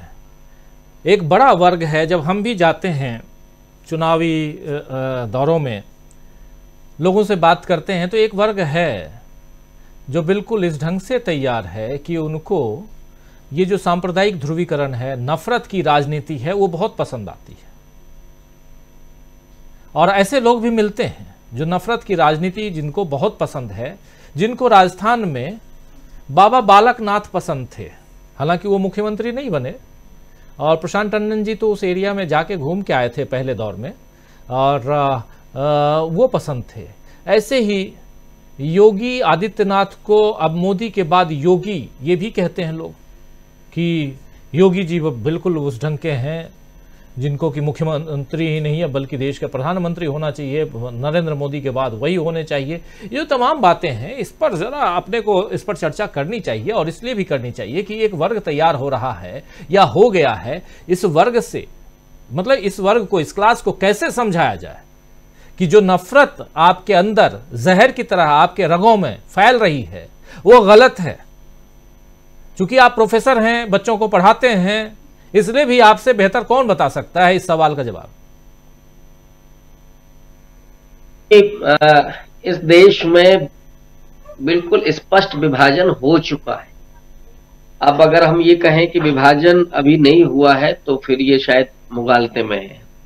हाँ, ये जरूर है कि पूरे समाज का विभाजन नहीं हुआ है, लेकिन 25 से 30% लोग ऐसे हैं जो बीजेपी के पक्ष में खड़े हुए हैं, और वैचारिक आधार पर, मैं विभाजन का आधार वैचारिक बता रहा हूं। दूसरा, इतनी ही बड़ी संख्या में वे लोग हैं जो इस देश में संविधान, लोकतंत्र, समाजवाद और सामाजिक न्याय, इन मूल्यों में विश्वास रखते हैं।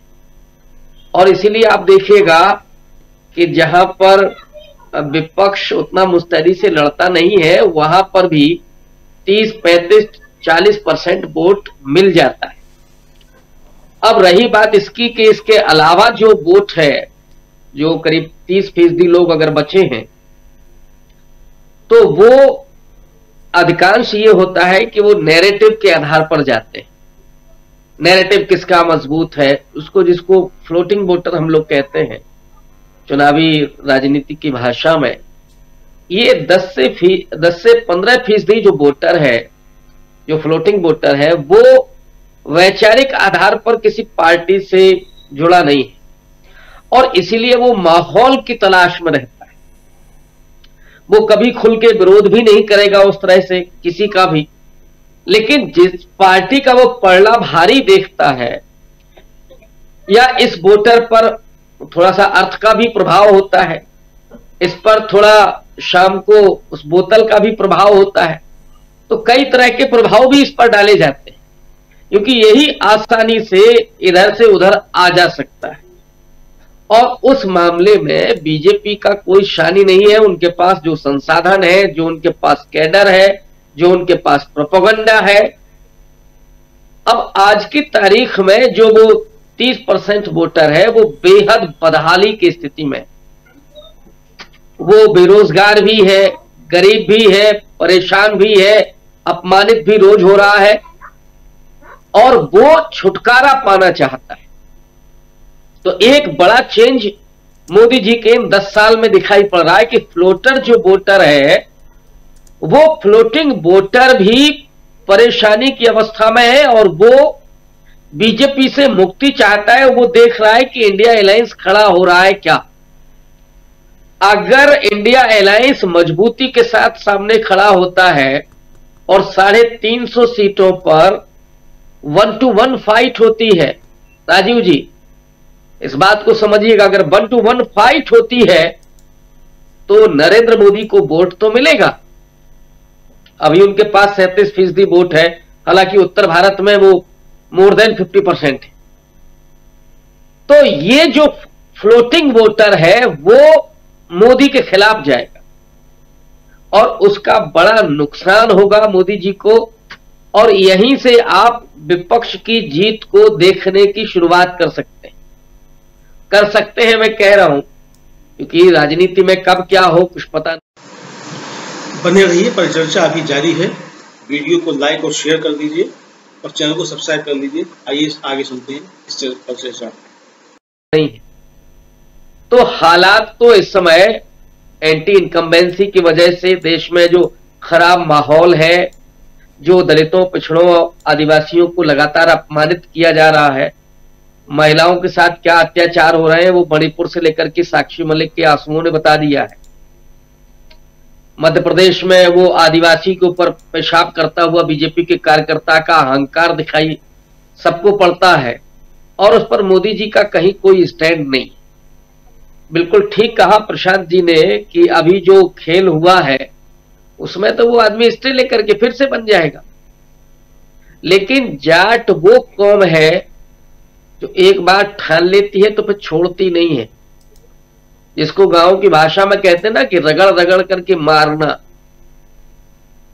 तो यही होने वाला है। और वो पंजाब में सीटों पर प्रभाव, आपका उत्तर प्रदेश की 22 सीटों पर प्रभाव जाटों का, राजस्थान की 25 में से करीब करीब 25 सीटों पर प्रभाव, अगर पूरे पर ना माने तो कम से कम 1 दर्जन पर तो बड़ा प्रभाव है। दिल्ली की 7 सीटों पर प्रभाव, जम्मू की 1 सीट पर प्रभाव, महाराष्ट्र की 1 सीट पर प्रभाव। ये आपको दिखेगा कि जाट सिर्फ ये नहीं है कि वो केवल आपका हरियाणा की 10 सीटों पर प्रभाव डालने जा रहा हो, ये नहीं है, और दूसरी जगहों पर भी प्रभाव डालने जा रहा है। और यही घबराहट मोदी जी को है और जनता में इस समय बेचैनी है। जितना आपको साइलेंट दिख रही है इस समय पब्लिक, वो साइलेंस क्या कह रहा है? वो जो तूफान के पहले की जो खामोशी होती है, लोग बहुत कह रहे हैं कि इस समय मंदिर का इशू है और बीजेपी को तो बड़ी बढ़त मिली हुई है। मैं कहता हूं अरे भाई ये खामोशी है, जरा इसको परखिएगा। और बीजेपी के साथ तो ये दुर्भाग्य जुड़ा हुआ है, हालांकि मैं भाग्य दुर्भाग्य भी सबको मानता नहीं हूं, लेकिन जब जब उन्होंने अयोध्या के इशू पर चुनाव लड़ा है वो चुनाव बीजेपी हारी है। 92 में मस्जिद के विध्वंस के बाद वो चुनाव हारे। और इस बार भी अगर उन्होंने ये गलती की कि मंदिर के आधार पर वो चुनाव मैदान में जाते हैं तो जनता आईना दिखाने वाली है, क्योंकि राम के प्रति आस्था अपनी जगह है, लेकिन आप उन्हीं राम को इस तरह से अपमानित करेंगे कि कर्नाटक की बीजेपी ने दिखाया है कि मोदी जी के सामने राम नन्हे से हैं और उंगली पकड़ करके मोदी जी ले जा रहे हैं। आप इसको क्या कहेंगे? ये देखिए, धर्म के नाम पर जो विडंबना पैदा की जा रही है, लोगों को अपमान, ये हिंदुओं का अपमान है भाई। ये देखिए ये हिंदुओं का अपमान हो रहा है। ये क्या लोगों को नहीं समझ में आ रहा है? और कौन राम के प्रति आस्थावादा व्यक्ति होगा जो इस चित्र को पसंद करेगा? मुझे इस पूरे देश में नहीं, पूरे दुनिया में जहां भी हिंदू है, वो एक बार जरा विचार करके और ये बताए कि नहीं साहब हमारी फिर भी श्रद्धा है। ये शख्स कौन है? ये राम को ले जाने वाला ये शख्स कौन है? अरे साहब, लोग तो मंदिर में जाते हैं अपना घर मांगने के लिए, अपना सुख चैन मांगने के लिए, ये तो राम को ही लेके जाए। इससे बड़ा राम कथा का अपमान क्या होगा? क्या इस देश के लोग इतने बेवकूफ हैं क्या? ठीक है, वो भोले हो सकते हैं लेकिन बेवकूफ नहीं है। वो मोदी जी को इस बार जवाब देंगे कि क्या। इसलिए मैंने कहा कि ये बीजेपी का वो टोटका ही समझ लीजिए आप, कि जब जब उन्होंने उस मुद्दे पर चुनाव लड़ा वो हारे हैं, और इस बात को बीजेपी जानती है, इसलिए सोशल इंजीनियरिंग करती है। वरना जो निषाद साहब हैं हमारे यहाँ के उत्तर प्रदेश के, वो तो राम के बारे में क्या क्या कह चुके हैं। अगर सच में ये राम को मानने वाले लोग हों तो संजय निषाद को निकाल करके बाहर करें, तब मैं जानूं। लेकिन असल में ये राम के नाम पर नौटंकी करने वाले लोग हैं, राम के नाम पर ठगी करने वाले लोग हैं, और विशुद्ध राजनीति करने वाले लोग हैं। राम कोई राजनीति का विषय नहीं हो सकते इस देश में। ये कोई बताए मुझे हिंदू कि राम राजनीति का विषय हो सकता? राम आस्था का विषय है, राजनीति का विषय नहीं है, लेकिन इन्होंने बना दिया है। और इससे क्या हुआ है? इससे राम का अपमान हुआ है। लोग इस बात को समझ रहे हैं, और इसलिए मैं कह रहा हूं कि जो साइलेंस है वो इस तूफान के पहले का साइलेंस है जो आने वाला है। अब वो मई में आता है कि फिर वो मार्च में आता है। जी राजीव जी, मार्च में आए या मई में आए, लेकिन 2024 का चुनाव अब सिर पे है, और कभी भी जब भी हो। लेकिन क्या ये तूफान से पहले की खामोशी है? सवाल तो बड़ा है। प्रशांत टंडन जी।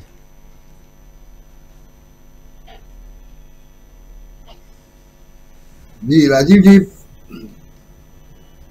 पहले से बात तो जो आपने जिक्र किया, जो मैंने कल बात की थी, आज मैं उसको दोहरा दूं कि जब भी सत्ता पक्ष के खिलाफ विपक्ष एकजुट हुआ है, विपक्ष ने वो चुनाव जीता है।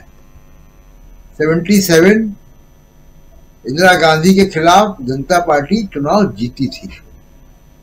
राजीव गांधी के खिलाफ जनमोर्चा वीपी सिंह का राजीव गांधी को हराया था चुनाव में। अटल बिहारी वाजपेयी जी ने एनडीए बनाया कांग्रेस के खिलाफ, तब वो जीते थे। और वाजपेयी जी के खिलाफ यूपीए बना तो वो जीते। तो आप देखिए कि जब भी विपक्ष एक होता है, भले ही वो देवगौड़ा और गुजराल जैसे प्राइम मिनिस्टर मिले, लेकिन वो चुनाव में धाराशाही कर देता है, थोड़े समय के लिए भी अगर मिले तो। एक तो ये बात है कि विपक्ष जो लेगेसी है भारतीय वोटर की, जो परिपाटी है, वो ये समझदारी दिखाती है कि विपक्ष जब भी एक हुआ है उसने चुनाव को जीता है। अब इसमें कोई अपवाद अभी तक तो हमारे पास नहीं है। 2024 कोई अपवाद हो जाएगा मुझे नहीं मालूम। राजस्थान में हम देख रहे थे, चर्चा कर रहे थे, राजस्थान में अपवाद नहीं बना रोटी पलटने का। दूसरी बात कि पिछले कुछ दशकों में कांग्रेस एक गैर कांग्रेस वोट बैंक बन गया है, और उस गैर कांग्रेस वोट बैंक में जरूरी नहीं कि सारे लोग सांप्रदायिक हों, जरूरी नहीं कि सारे लोग हिंदू मुसलमान वाले ही हों।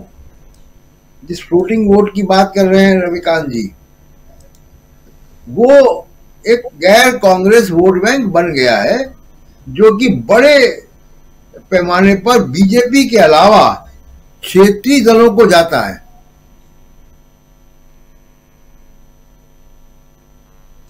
प्रशांत जी का शायद वीडियो डाउन हो गया है। सीधा आना चाहता हूं संजय जी। संजय जी, इस बात को जरा आगे बढ़ाइए।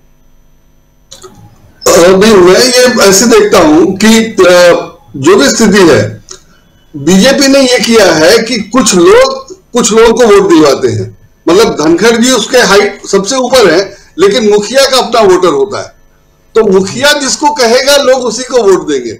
उसको इससे मतलब नहीं है कि मोदी जी क्या दे रहे हैं, राहुल गांधी क्या देंगे, मोदी जी क्या कर रहे हैं, ये क्या, क्योंकि उसकी जरूरतें, जो हमारी सोसाइटी है, जो देश में हालत है, उसमें 80 करोड़ लोगों को सरकारी राशन पर निर्भर होना शामिल है और ये स्थिति बनाई गई है बाकायदा। तो अब उसमें हो ये गया है कि मुखिया जिसको कहेगा उसको वोट देना है। तो मुखिया अपने लोगों को कहेगा कि तुम कमल पे वोट डालना, वो राहुल गांधी को जाएगा, और तुम कमल पे वोट देना मोदी जी को जाएगा। तो मुखिया ये डिसाइड करके समझा देगा कि किसको क्या कहना है, और लोग कमल पे ही वोट लगाएंगे या हाथ पे ही वोट लगाएंगे, जो कुछ भी है। तो बेसिकली मुझे लगता है कि मुखिया या बहुत छोटे लेवल पे बूथ लेवल के लोग ये गाइड करते हैं कि ज्यादातर लोग, जो बहुत गरीब, जो कम पढ़े लिखे लोग हैं, वैसे लोग, और वो वोटर बहुत बड़ा वर्ग है जो इन लोगों से संचालित होता है। और चूंकि मोदी जी या बीजेपी सारे उपाय कर रही है वोट लेने के, सबको प्रभावित करने के, तो उसमें बेसिकली काम उनका है जो सब चीजें समझ रहे हैं, जो पढ़े लिखे समझदार हैं, लेकिन वो किसी को गाइड नहीं करते। तो वो गाइड जैसे हम लोग करते हैं वो करते हैं, तो हमारी बात वो सुनते नहीं है। इस तरह का जो झंझट है जो बनाया गया है बाकायदा 10 साल में, मुझे लगता है कि 10 साल में ये व्यवस्था कर दी गई है कि एक मुखिया जैसे किसी व्यक्ति को पैसे दे दो, पावर दे दो, उसका काम करते रहो, उसको लालच दे दो या उसको डरा लो, किसी भी तरह से उसको कंट्रोल कर लो, और फिर वो जो है आपके लिए वोट बटोरेगा। और वोट बटोरने के लिए जरूरत नहीं है कि वो ये कहेगा कि वो खराब है कि वो खराब है, वो कहेगा कि तुम इनको वोट दो, मैं तुम्हारा काम कराऊंगा। तो ये बहुत छोटे लेवल पे अगर चला गया है तो चीजें आउट ऑफ कंट्रोल है मुझे लगता है। और चूंकि अपने यहाँ ऐसे लोग बहुत ज्यादा हो गए हैं जो राशन बांट रहे हैं, वो कहेंगे कि राशन तुमको आगे तभी मिलता रहेगा जब हम जिसको कह रहे हैं उसको वोट दो, तो वो किसी को भी वोट दिया सकता है। और वो अगर बीजेपी का आदमी है या बीजेपी से कमा रहा है या राशन बांटने के नाम पर कुछ गड़बड़ कर रहा है, जैसे मुझे लगता है कि 80 करोड़ लोगों को राशन वाकई बट रहा है कि कम लोगों को बट रहा है, तो वो सब अपनी जगह, तो वो लोग कंट्रोल कर रहे हैं बहुत बड़े वोटर वर्ग को, जिसको चुनाव प्रचार, सरकारी नीति वगैरह से कुछ लेना देना नहीं है। तो वो एक बात है। और दूसरी बात ये है कि बहुत सारे लोग, जैसे आपने वो कहा योगी जी और मोदी जी, तो योगी जी और मोदी जी के अंतर को समझने के लिए मैं एक एग्जाम्पल के तौर पे यूज करूंगा हलाल का केस। हलाल देश भर में लागू है, यूपी में बंद कर दिया गया है। मुझे नहीं लगता कि हलाल सर्टिफिकेशन को ऐसी बुरी चीज है या किसी भी तरह से बुरी, बोले उसको कुछ है ही नहीं। वो एक सर्टिफिकेशन है, जिसको जरूरत हो ले, जिसको नहीं जरूरत है वो ना ले। तो अगर कोई ले रहा है तो उसको बैन करने का मतलब ये हुआ कि आपने उसका मार्केट रिड्यूस कर दिया।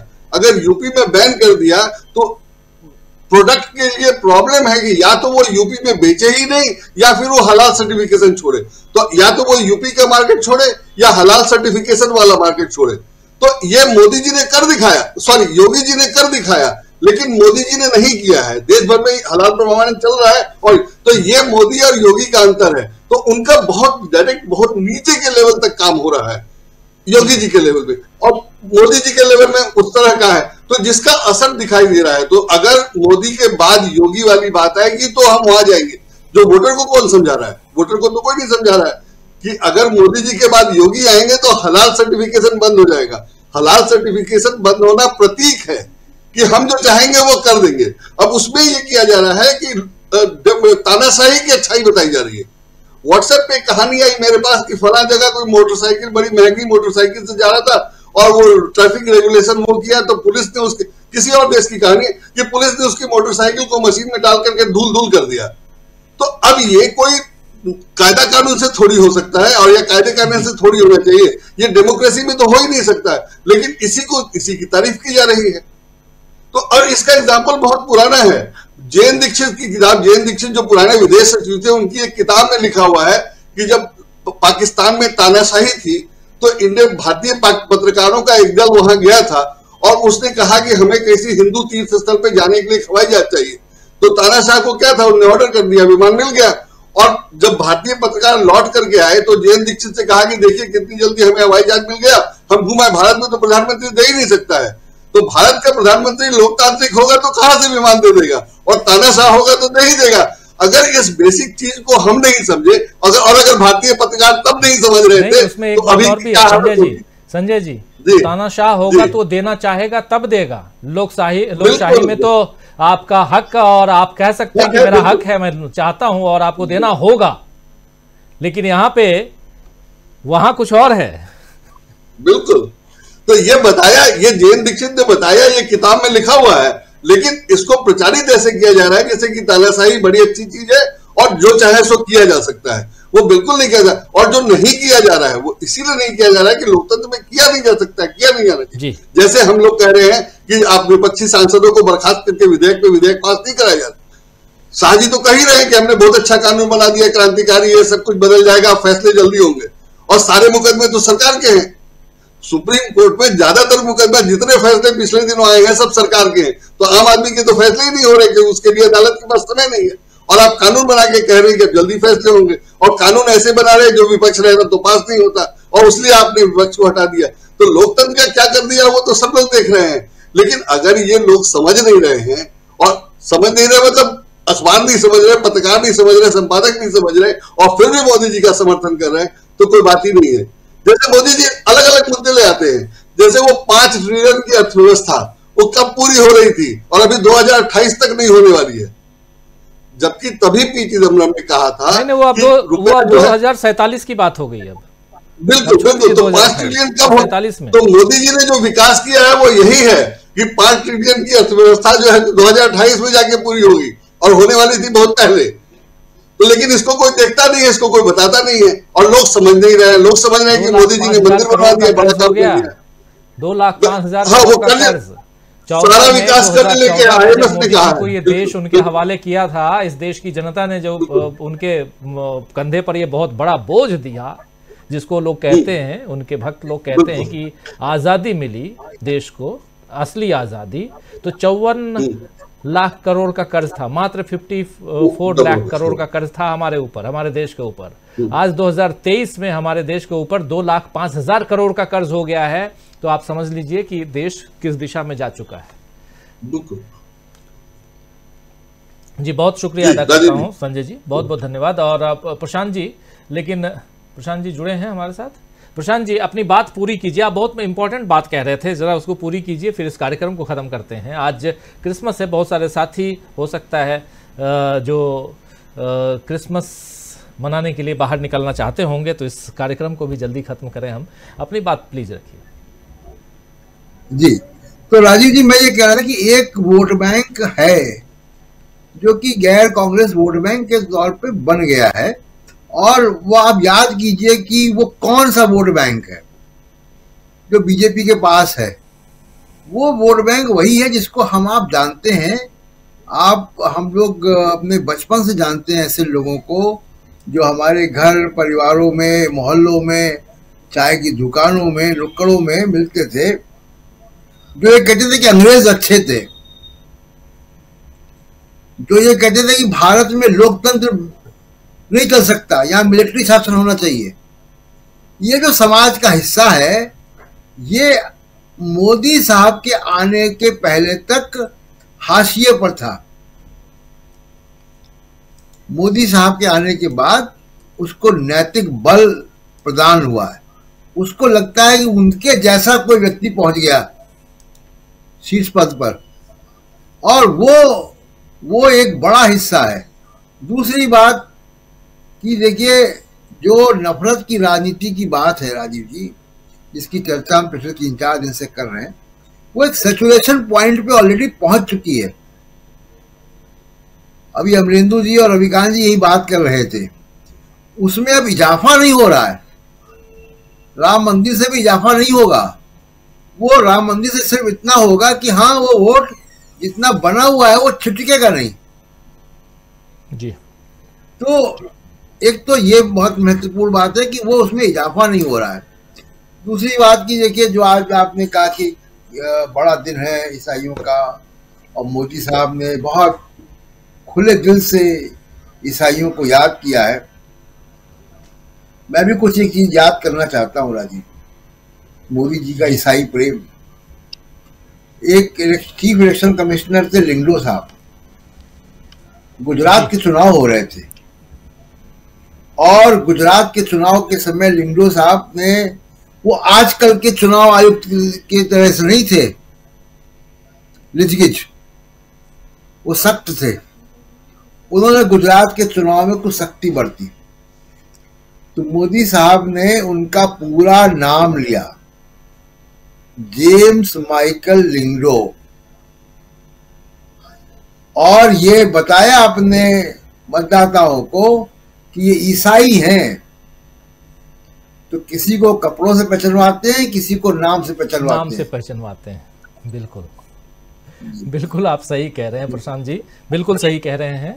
और चलते चलते एक बात जो शुरू में बतानी चाहिए थी कि आपका प्रिय चैनल डीबी लाइव लगातार नंबर 1 पे है। कल ही रैंकिंग आई, फिर से नंबर 1 पे है, और ये 2023 अब बीत रहा है और इस साल सबसे ज़्यादा समय तक नंबर 1 पर बने रहने वाला चैनल जो है आपका ये डीबी लाइव हो गया है।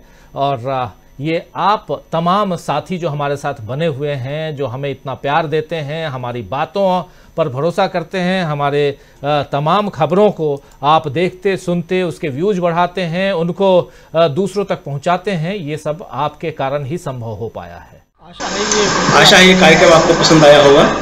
इस वीडियो को ज़्यादा से ज़्यादा शेयर करें, लाइक करें और कमेंट करके बताएं आपकी राय क्या है। और अगर आपने हमारा यूट्यूब चैनल अभी तक सब्सक्राइब नहीं किया है तो तुरंत इसको सब्सक्राइब कर लीजिए और बेल आइकन भी दबा दीजिएगा, ताकि अगली जब वीडियो अपलोड हो तो आपके पास इसका नोटिफिकेशन पहुंच सके। और अगर आपने हमारा फेसबुक पेज फॉलो नहीं किया है, फेसबुक पेज को भी फॉलो करें। धन्यवाद।